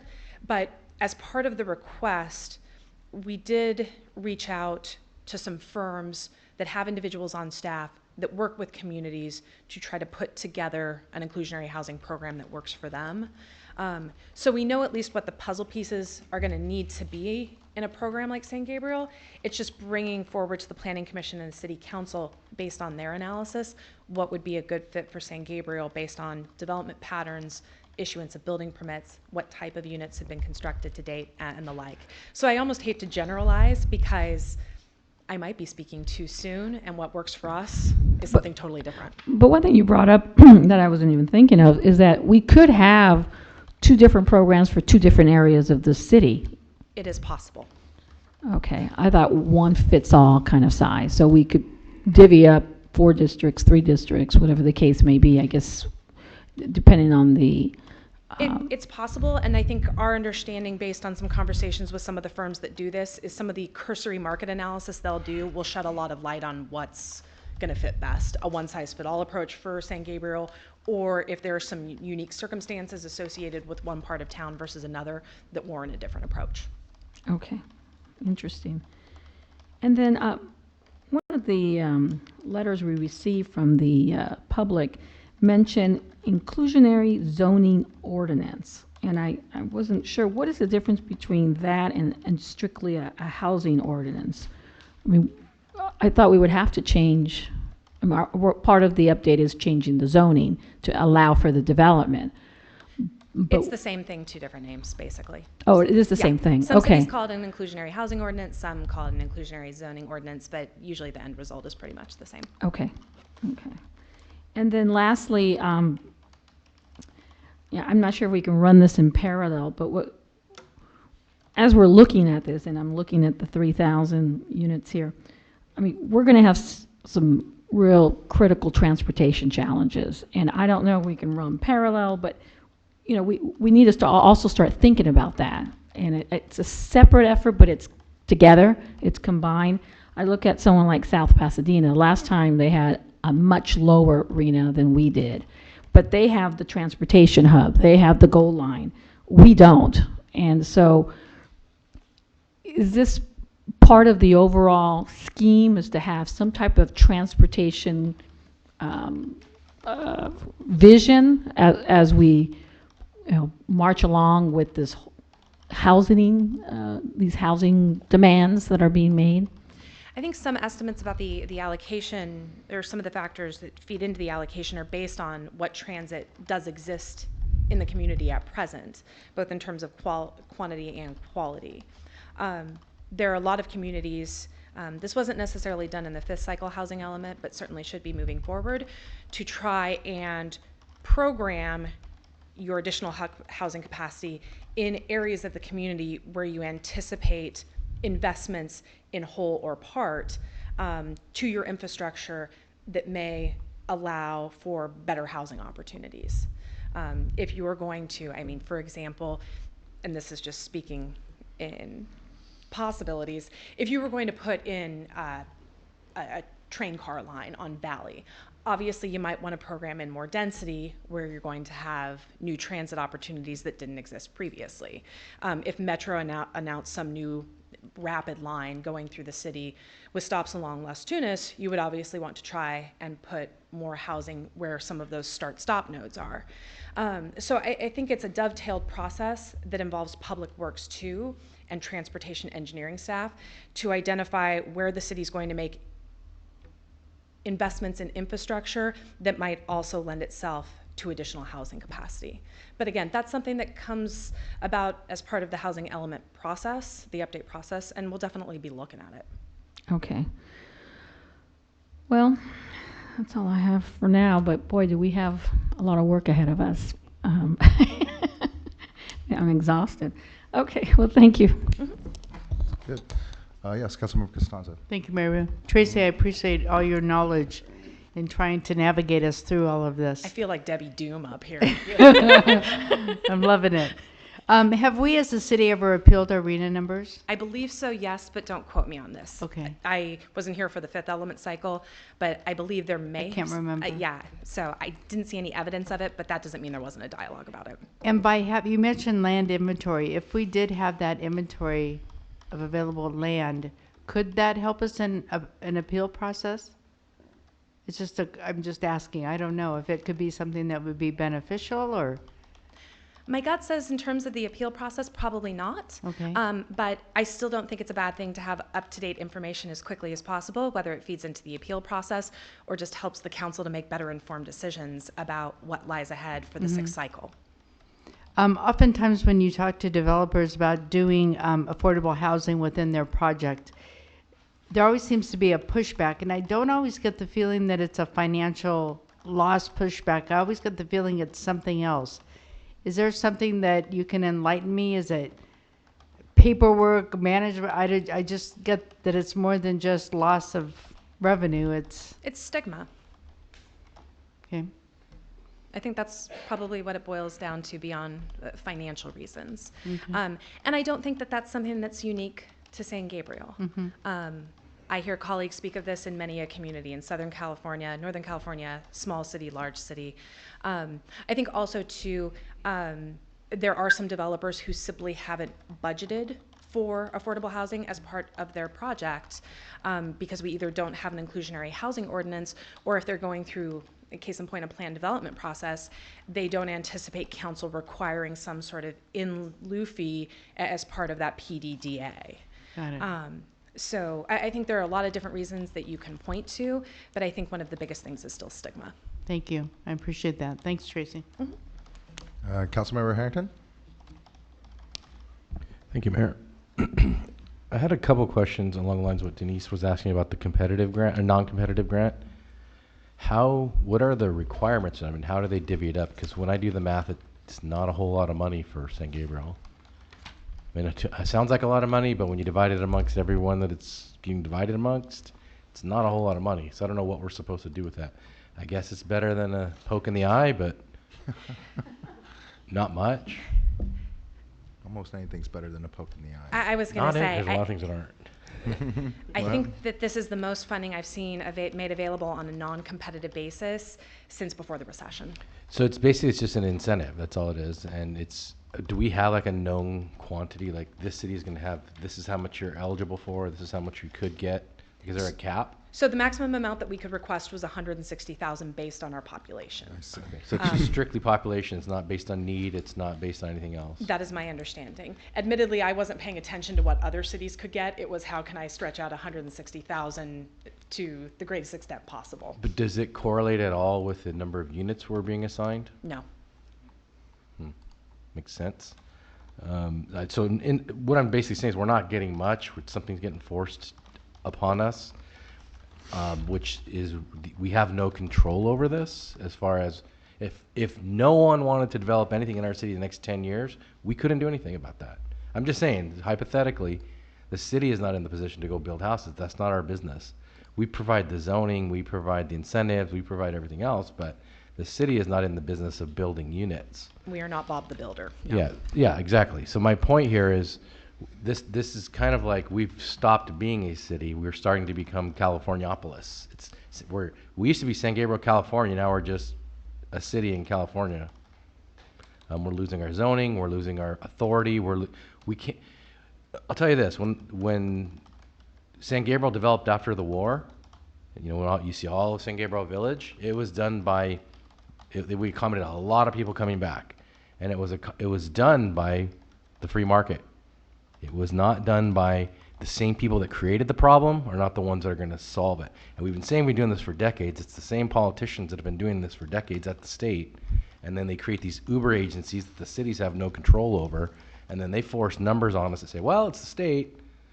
So we're sitting here saying we're scrambling for all these numbers. It's like, wait a minute, where does this 3,000 come from? What is the actual formula? Do they drive in our city? Do they see what we have? Or are they just going to say, we'll let Mr. Wiener up in San Francisco take care of this. We're going to have 8-story buildings all over San Gabriel, and then then we're going to have four houses on every lot, and that's the goal. That's exactly what they want to do. And then they wonder, wait, why are all these 34 to 45-year-old families moving to less dense areas like Texas, Tennessee, the Carolinas, Florida, Georgia? Why are they moving there? You know why? Because they're not as dense. People don't want to live in density. No matter what anyone tells you, that's not the American dream. It's not the California dream. So my whole thing is we need to push back on this stuff. And I'm not talking about affordable housing. What I'm talking about are these mandates. Because I'm all about, hey, if San Gabriel wants to decide let's do some affordable housing, let's do it.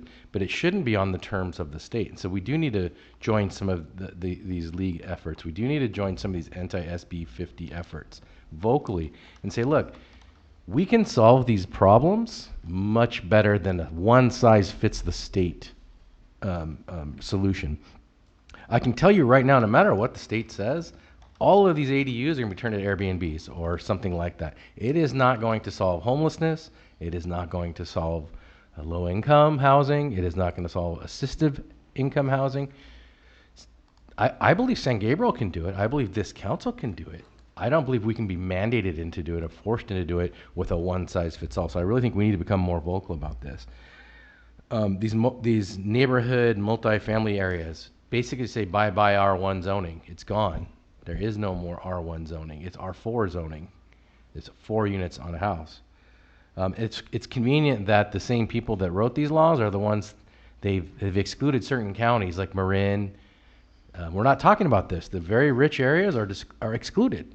Why doesn't why don't these there's 6 counties in the Bay Area that don't have to comply with this? They're really what they're doing is they're putting the burden on all of the Southern California counties because we are 60% of the population. So we as a region need to push back on this. SCAG needs to say something about this. And I can tell you who's writing these bills. It's not people with good intentions. It's not people that want to help. It is developers. Because who's going to make the money on this? Developers. The carve out for 10 units or less is ridiculous. You can go build a giant 10-unit luxury place, no affordable housing requirement. So that's what I'm saying. We really need to start saying, not as a city, but as a region and as a county and as just an area, saying, we got this. We can solve it if you just untie our hands and you let us take care of it. Because we have some talent up here, and we have some good decision makers up here that we can solve it in our city, and we can even partner with some of our other cities that are close to us. But to me, it's just, we're empowering developers, we're not empowering cities, and we're not empowering the people, and I really think we just have to push back on that. Because this 3,000, I walk around the city all the time, I drive around the city all the time, I don't know where 3,000 units are going to be other than just up. That's the only way we can go. We're not going out because we're not gaining land. The only thing we can do is go up. And that's why this whole 8-story thing starts. I've been complaining about 6 stories, so I can only imagine 8. I don't know how our fire department, how our police department is expected to respond to these increased calls, because if we had 3,000 units, I don't know the quantification, but I'm sure there's going to be a lot more calls. We're already almost double over where we were 15 years ago, 12 years ago in calls. Are we getting money to expand our fire departments from all this? I doubt it. I don't think the state's coming to help us on this. So I think at one point, there becomes a breaking point. And I think we've seen it. The breaking point is we are not building enough housing. And why is that? Because of regulations like these. These regulations don't help, they hurt. So I really think we need to be vocal, and us as a council need to do something about this. Thank you. Let me dovetail on that really quickly before we go to Councilmember Leal. So for Mayan, the SCAG did sue HCD regarding the $1.3 million allocation for Southern California. Is there any update on that litigation? I know it was not going well for us, but. So we didn't sue them. State law allows us to formally object to the determination they've given us. So we did, and unfortunately they reduced it by only 3,000. So that and number that's the is sort of one. totality of the appeal process that's possible? Yes. So that number, 1.34 million, that they gave us in the beginning, whatever the results of the appeals process, if any are granted, we do have to redistribute it back to the regions so that our final reallocation still totals that same amount. Okay, thank you. Then, as long as we're on the subject too, since staff had asked, and as part of the staff report, if we would want to do an opposition letter to SB 50, can we just take a quick poll of the council to do so now? Because I think we all would agree that we still want to oppose SB 50. Please prepare a letter of opposition over my signature. And also make sure you copy, sending it to Senator Rubio is fine, but please copy Pro Tem Tony Atkins, Assemblymember Chow, and Speaker Rendon. Councilmember Leal. Thank you, Mayor.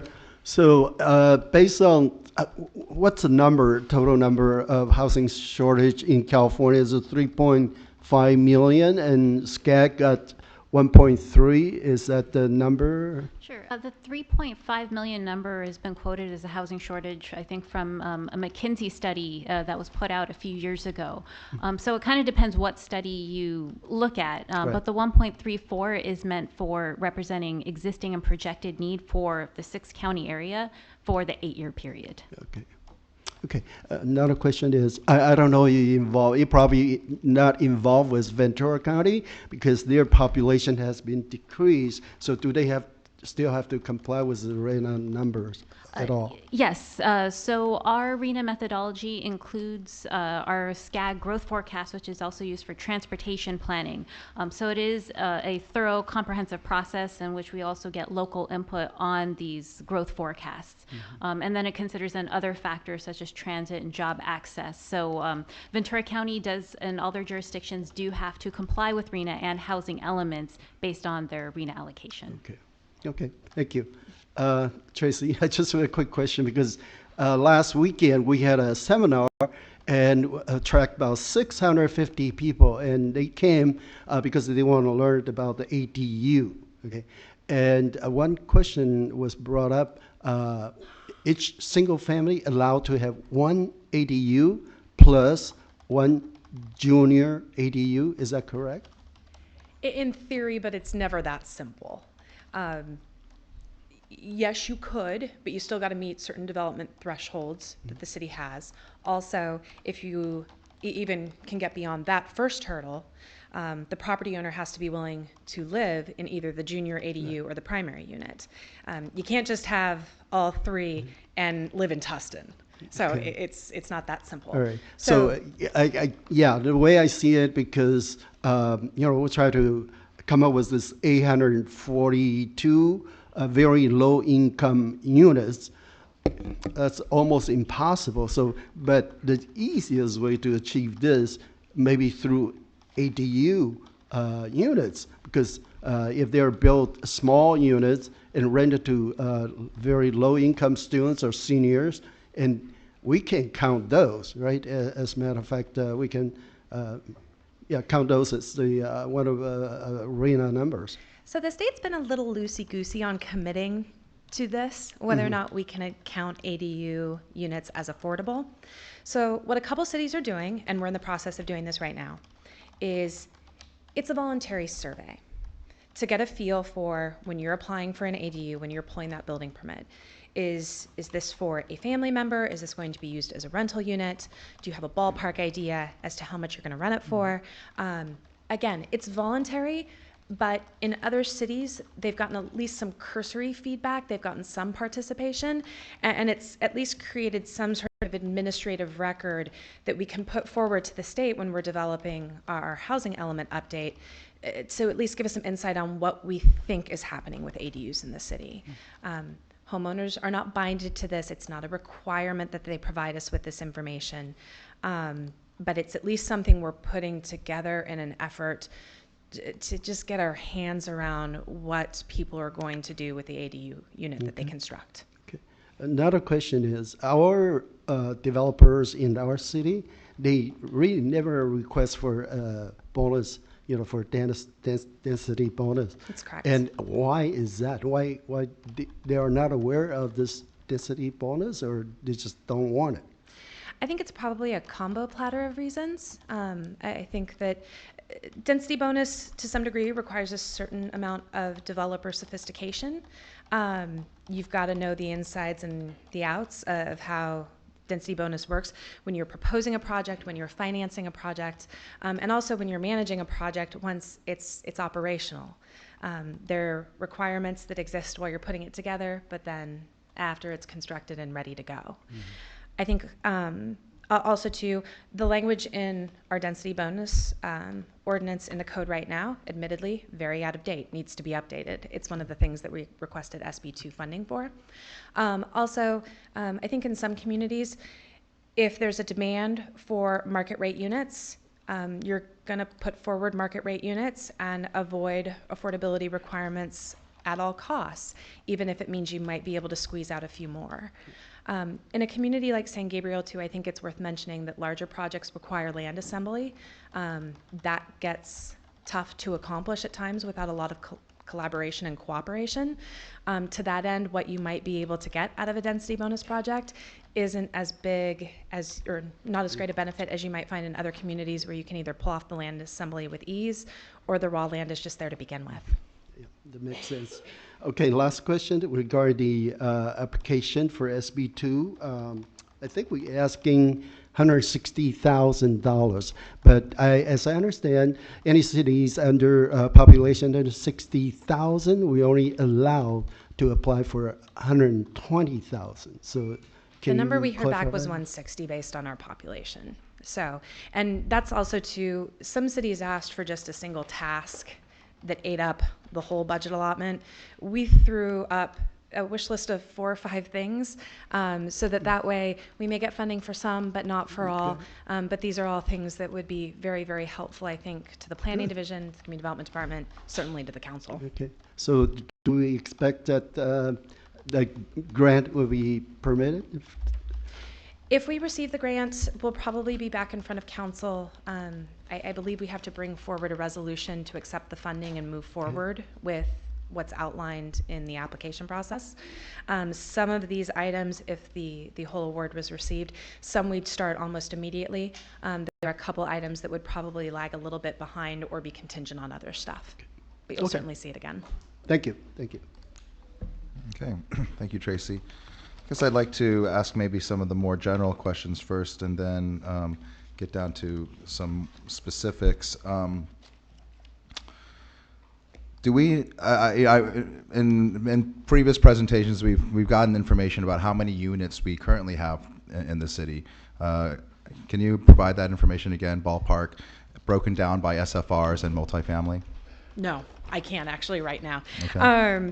So we're in the process of updating this. When we did our last housing annual progress report, we were at 592. I think we've had about another 150 or so units that have been permitted. Go ahead. Oh, no, I'm not. I don't mean about new housing. I'm talking about our whole housing stock. So as I recall, about 60 to 65% of our land mass is covered by R1 zoned areas, and something in the neighborhood of 6,000 or so single-family residences, but I may be not remembering correctly. I just wanted to get an idea of the overall scope, and then also for the public to understand what it means. Then to add 3,000 units, I think it's sometimes an abstract number, but I think we're really talking about, from what I recall, it was something in the neighborhood of 6,000 single-family units, and slightly more than that in terms of multifamily units. But that sounds about right from when the housing element was last updated. Right. But obviously, we've had permit history since that time that we'd have to add to the equation too. So something in the neighborhood maybe of 13,000 to 15,000 total units in the city currently, perhaps. I don't want to commit to yeah, I anything know, right now I know. here. Sorry. I think you know, when we drill down on things, and I'm going to ask for some support for direction later. So when that happens, I think it'd be helpful for all of us to be able to have some more concrete statistics. I know an inventory is part of the grant that you're asking for, but I do think we already have some numbers that are relevant. Have we had a chance to look at some of the, so for instance, I was at our representative to the San Gabriel Valley Council of Governments at the COG meeting on last Thursday. There were a number of cities complaining, of course, about, especially South Pasadena, about their allocations. And I was wondering if our allocation of this 3,010 units is proportional to the other cities around us. Because I think that, frankly, in the last cycle, some of those cities got off very, very easy, like too easy, and we actually had an over allocation. I mean, I don't know if it was over allocation, but our allocation was almost as much as Pasadena, which is like 6 times our size. So I just wanted to understand if our allocation in this, under the currently proposed methodology, is at least somewhat proportionate to some of the cities around us, such as Alhambra, South Pass, Temple City.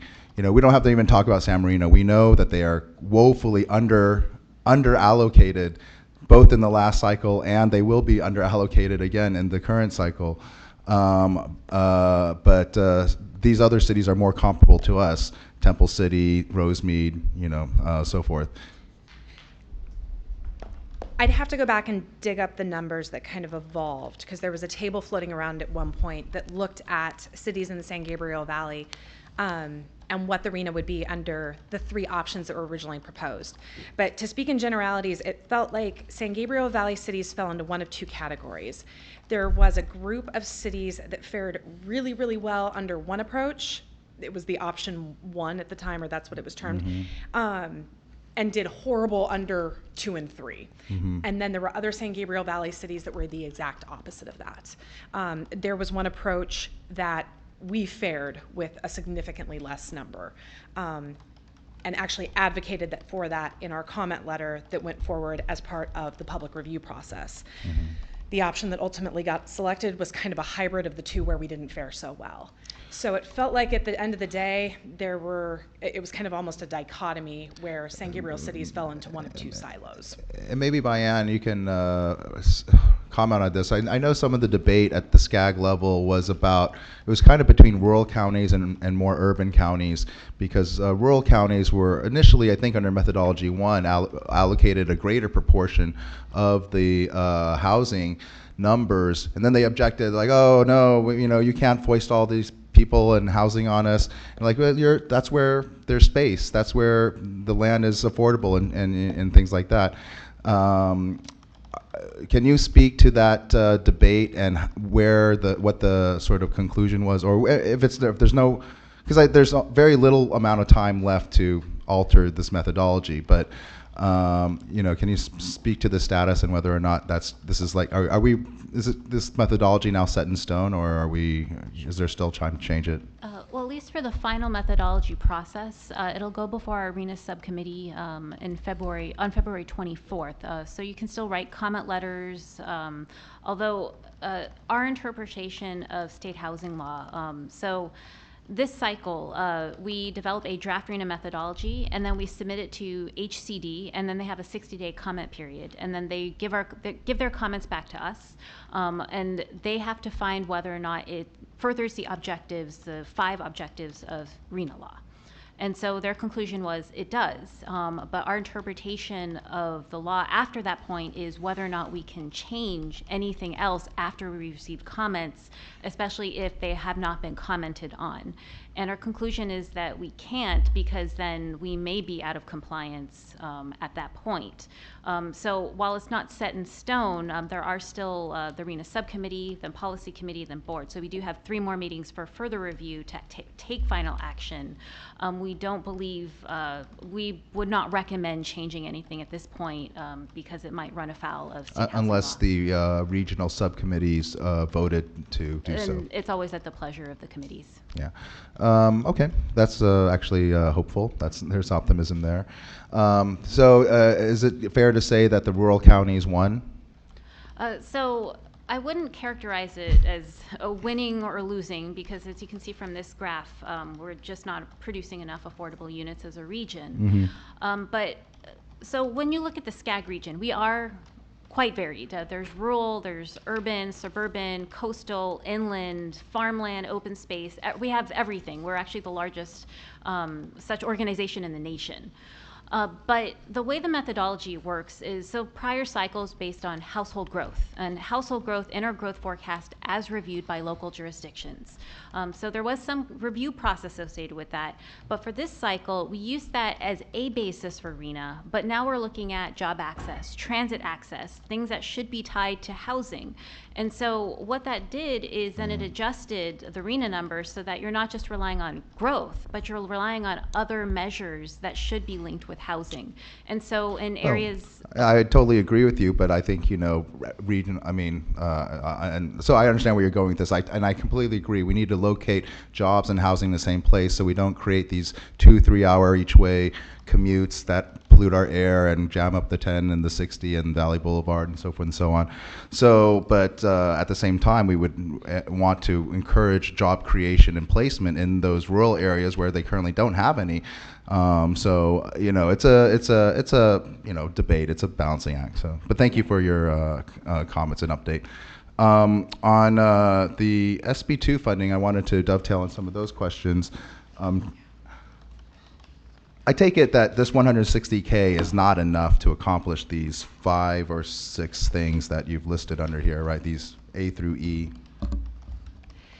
It's probably not going to cover things like the outreach that we're going to have to do for some of these items. I think a good example, case in point, like the inclusionary housing ordinance. We're still anticipating needing to circulate draft ordinances, meet with stakeholder groups. We certainly didn't budget all of the costs associated with tasks like that into the request for funding. There are certainly things that aren't accounted for, but we tried to talk to consultants. We tried to reach out to the right people so we could at least get a ballpark estimate as to what we needed to request to pull off a product that was going to get us closer to our goal. So you think it's close? Maybe it's like 80%? Yes. Okay. With respect then, is it staff's current plan that then each of these elements, A, B, C, D, A is the residential land inventory for members of the public who haven't read the staff report, B is zoning code enhancements, density bonus and inclusionary housing, C is VMT screening for residential projects, D is illustrated ADU guidebooks, E is protect existing tenants from displacement. Is it staff's plan that each of these items would be contingent upon receiving this SB2 funding? The residential land inventory is a task that we're going to try to put ahead of schedule of the housing element. It would certainly reduce the budgetary need when we go out with an RFP for preparation of the housing element, if we already have something that was funded and prepared that we can include as part of that RFP as an attachment. B, we're going to have to do eventually. I think the majority of that would be done at the staff level, absent funding, and it would certainly take a whole heck of a lot longer to get in front of you if one of 3 members of planning staff is tackling that project. SB 743, the VMT screening for residential projects, this is something that we have to get done by July regardless, so it would certainly expedite its completion. And there are a very small number of transportation planning firms right now in the Southern California metro area that have the expertise to get this done and get it done right.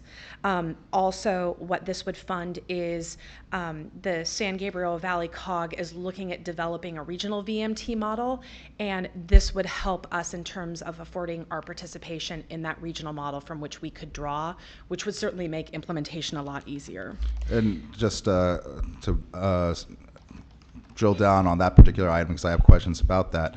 So I know we are one of the 20 or so cities, maybe in COG, that have signed on to this sub-regional VMT program. Is there an update on that? And are other COG cities applying for SB2 funds to contribute, or just contributing their general fund dollars towards that program to help fund it?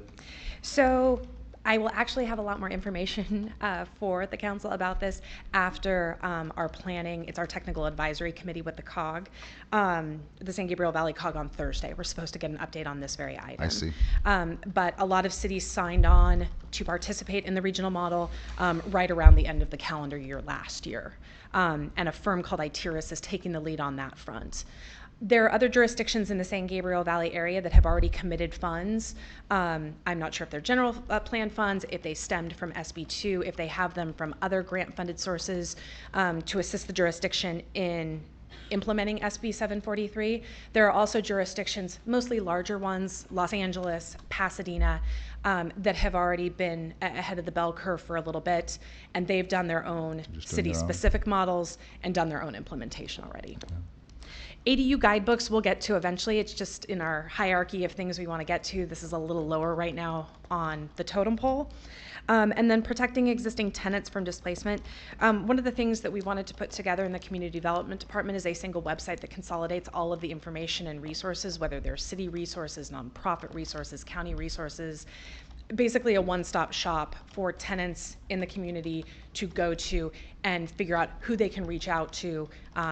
Again, legal resources that may be available when they find themselves in a landlord-tenant dispute, facing eviction. It's just making information more readily available and transparent. Right.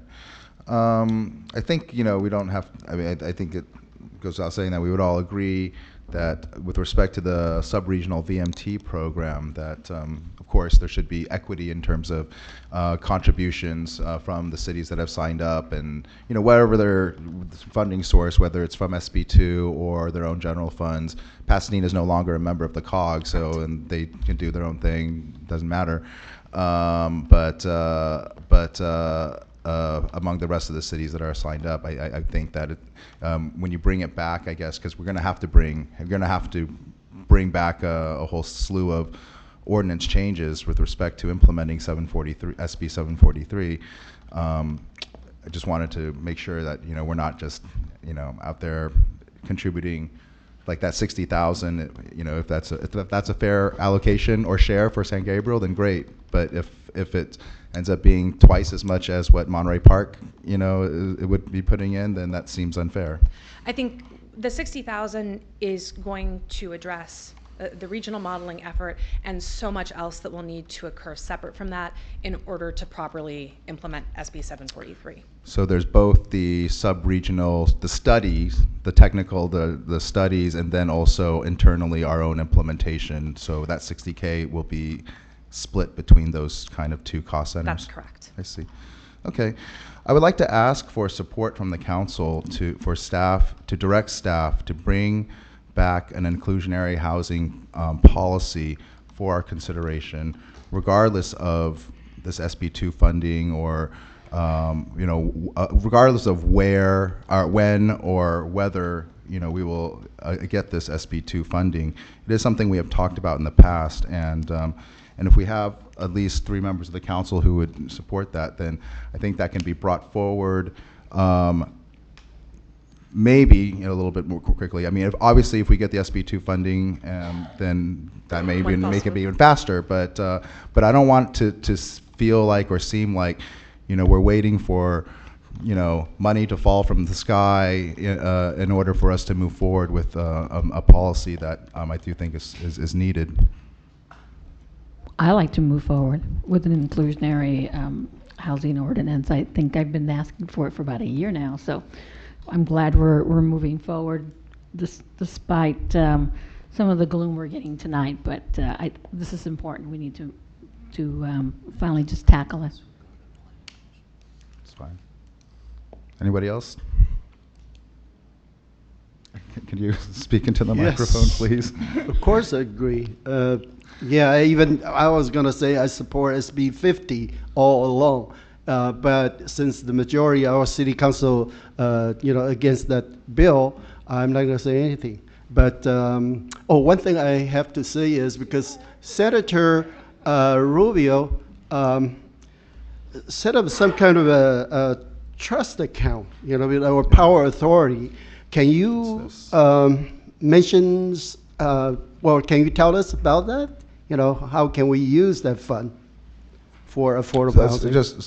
Just to be clear, there is direction from a majority of the council to bring back of course the devil is always in the details, and no two policies or programs are the same, as we've heard, but to bring that forward, I know we'll have to go through proper process, planning commission, so forth and so on, but of course, if the grant money comes in, then all the better. But regardless of that, let's start thinking about what types of models we would be, following for that kind of a policy.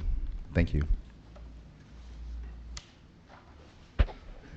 I can. Good evening, Council. I can speak to the Housing Trust Fund.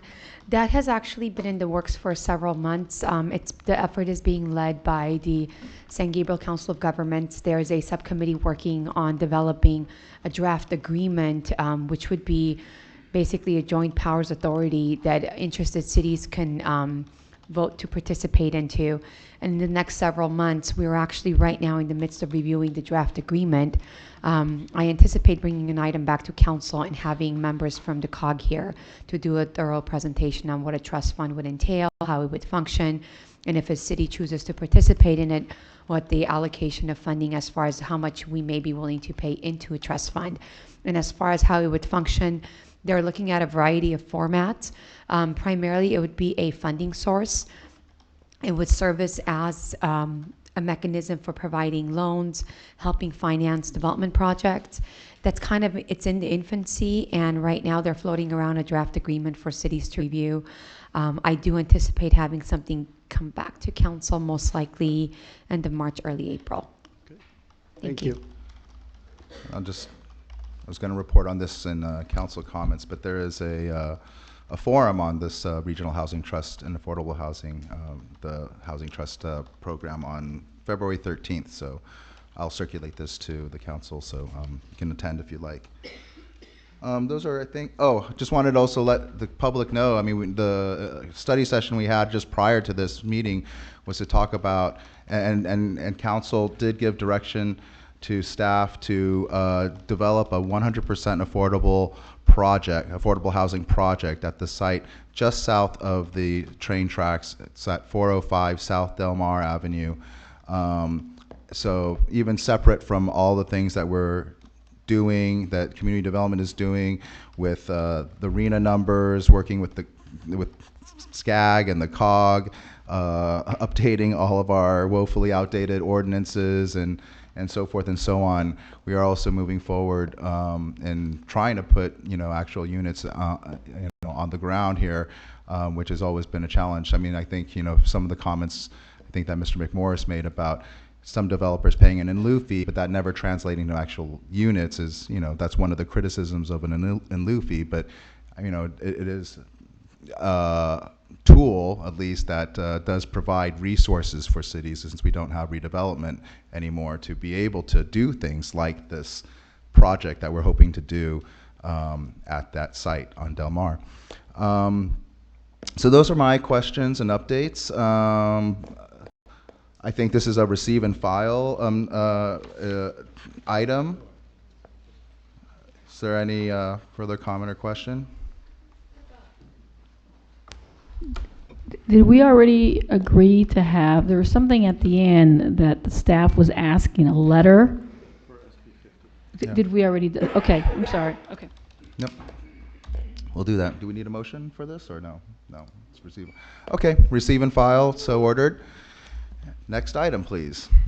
Thank you. Comment. Thank you, Tracy, and thank you, Mayan. Public comment. Comments are limited to 3 minutes. If you wish to address the City Council, we request that you please complete a speaker's request card and hand it to the clerk. When speaking, please state your name for the record. Are there any members of the public who would like to speak to the San Gabriel City Council? Don't all rush up at once. No. Okay, seeing none, I will close public comment. Next item, please. City Manager's report. Thank you, Mr. Mayor, members of the council. Just a quick update on the Measure SG outreach and education. We have 3 more presentations this week giving to various community groups. We will have a full list of that available to the council. And again, if any council members have groups that they would like staff to present to or to give you materials to do education at those events, we're happy to do it. We're also working with the school district for a presentation using McKinley School and also Washington School for a community-wide town hall type event. Also another at La Casa and potentially at AYC. We're working with both of those groups to do, again, town hall type meetings. So we will keep the council and the community informed of how those are going. In the meantime, we are fully up with websites, videos, frequently asked questions, and handouts. We have all of those available for anybody who wants to learn. Question. So on those meetings, for those that are not involved with the schools or not involved in any of these organizations, how do they get access to these town hall meetings? So all of those are open to the public. McKinley and Washington are not only for school parents and families, they're citywide. And we will be putting out information about those on our social media channels. And we're also working on potentially a postcard that we would mail citywide with all of those dates. So I understand there's going to be the Grapevine will have a full, I mean, that's all we're going to be discussing is Measure SG. So in the Grapevine, we'll have a list of different places that the public can go to. Unfortunately, no, because the Grapevine is so far in advance to get that published and put out. But it does have the link to Measure SG, and MeasureSG.com will have all of that information available. So the Grapevine will not have the specificity on those, but the other outreach will have that available. Okay, so that anyone from the public could just go to the website, Measure SG, and be able to see the list of the various outreach meetings. That's correct. Great. Okay, thank you. So, and we're using, we now own that URL, measuresg.com? We do. Okay, that's excellent. And I'd like to encourage, I think the council is welcome to be present at any of these town hall meetings. I would like to encourage us to be, all to sign up for one or two, particularly where you might know a lot of the people there, they're in your neighborhood, that kind of thing. And that way we can get the word out to as many people as possible, and also to publicize these informational sessions through our own personal networks. That's great. The only thing I would add to what Mayor Puda said is if we are going to have more than two of you, we will make it a Brown Act agendized meeting so that we can have conversations and not be held strictly to a listening only situation. Excellent. And has there been any, I wanted to say when we do publications, let's make sure there's a good set of graphics involved, not just a lot of text, because that will be definitely something that people will not read. Has there been any other sort of feedback feedback that staff, that John or yourself can give to us that we might be able to be, to respond, or just so that we're aware of what's being, said out there? Absolutely. We've been updating our frequently asked questions as we have questions frequently asked. So that's going to be your latest and greatest. We do get one-off questions that are good, but I don't think they're as pertinent to a lot of folks. The questions we've been receiving from folks have been very positive up to this point. The groups that we have been speaking with understand the need for the extra revenue and what those possibilities for using that need are. So the questions have been, I think, productive. We have had very productive questions of folks who are not in favor of the tax measure. And as you can imagine, those reasons are good as well. And they've been constructive and productive. We have had folks on our social media websites, as you all know, with your own social media experiences, that are not quite as polite, and that's okay as well. We haven't responded to those. We don't use the social media as a back and forth kind of an approach. We've simply ignored comments on both sides, and then we put anything that needs to be cleared up in our either our articles or in our frequently asked questions. Great. Thank you, Mark. You're welcome. Next item. Council comments and conference and meeting reports. Let's start with Councilmember Leal. Thank you, Mayor. So, last night I attended this meeting, and my talking point about SG measure is our liability, because we have 123 million unfunded liabilities. So, well, if we pass this, I told them that we can use portion of money to pay down the debts, okay? And another solution I told them is we should have passed some kind of pension obligation bond. Several cities are working on it. And I'm so happy that our interim finance director has done this before. So I guess it's perfect timing for now. Okay, I think it's because the interest rate is low, and CalPERS charges 7% interest, and whatever 4%, we're saving 3%. So whatever the interest we're saving is always good. Or maybe we can pay down 40 million, in the first few years, and just cut down this unfunded pension liability. So it is a big concern for me, especially. I think, hey, we don't want to just go bankrupt for pension fund. But this is something that we all have to work on, not just San Gabriel, but all the cities in California. Another event that I attended last Saturday is the 2020 North America Travel Summit. Yeah, because the reason travel agency, airline company, they all feel, there's, I would say, not so happy about the current situation, maybe because tours are being declined. For instance, some cities, 50% tourists declined. And so they put on this summit and bring everybody together. And their theme this year is new era, new pattern, and new tourism. But I think the most effective way is using social media, but also the online. Everything is done online now. You book the hotel room, you book the car rental, or you book the flights. Everything is done online. So this is the future. But anyway, I kept telling them if they can create something for St. Gabriel.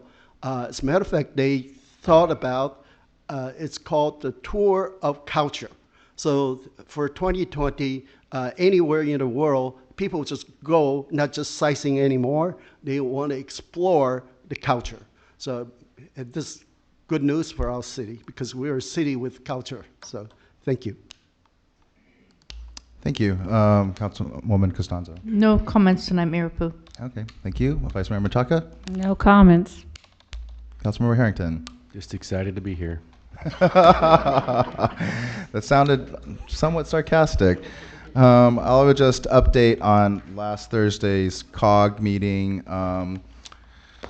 There's some bad news, to be honest with you. The Transportation Committee did get a report on the Metro East Side extension of the Gold Line, which is if you look at the map, we've spent all these billions to extend the the foothill extension line along the foothill communities that currently goes out to Laverne, something like that. And it will connect to Pomona because the COG did contribute some funds towards doing that. The east side extension is the southern part of this Sideway U. It currently ends in Monterey Park. The original plan was to continue to extend that line along the SR 60. It would go through South El Monte and El Monte, and would generally be closer to San Gabriel.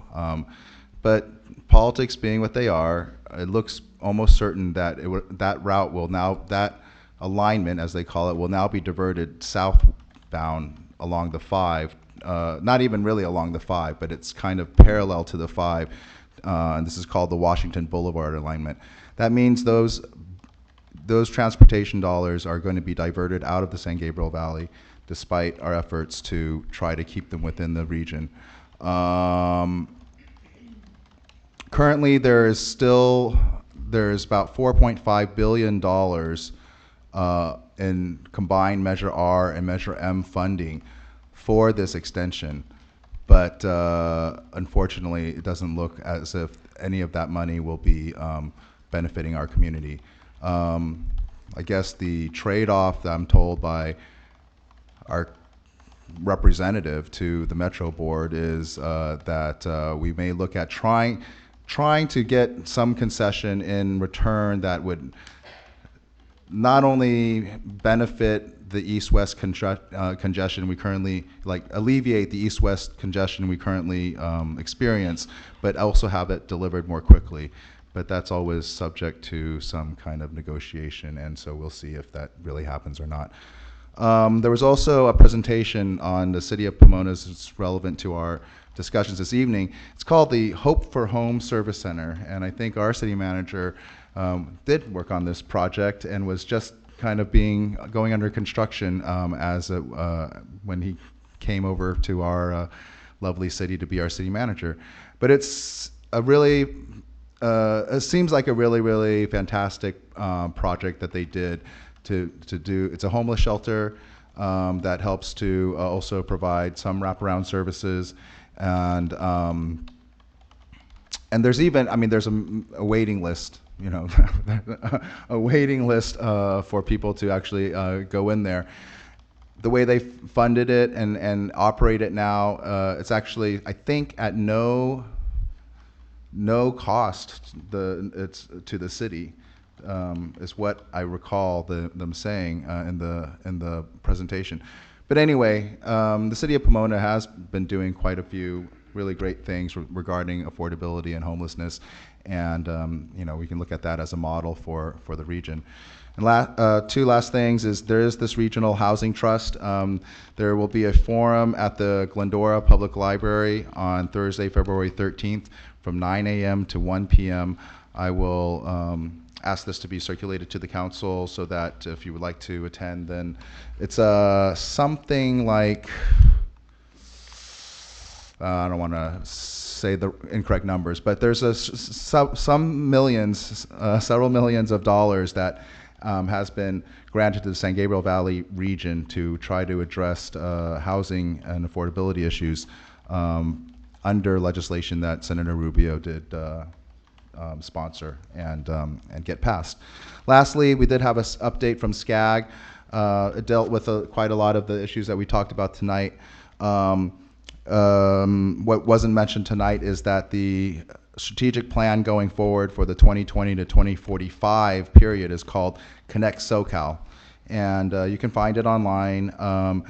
And I just want to let the council know the slide presentation I've had printed out for your info. It contains some of the same data that we saw here from SCAG tonight, but it's interesting. It talks about how do we engage in transportation? Where will we grow? What are the what are some of the factors that go into this sort of regional planning? And honestly, for such a long period from 2020 to 2045, I'm sure things will be radically different in midstream. But it's kind of interesting to see what our current best data is now. And if you go online, I'm sure you can find this this plan and also the presentation. So that was it for me. And we still have closed session after this, so let's take a 10 to 15-minute recess, and then we will re-adjourn in conference room A for closed session. Thank you, everybody.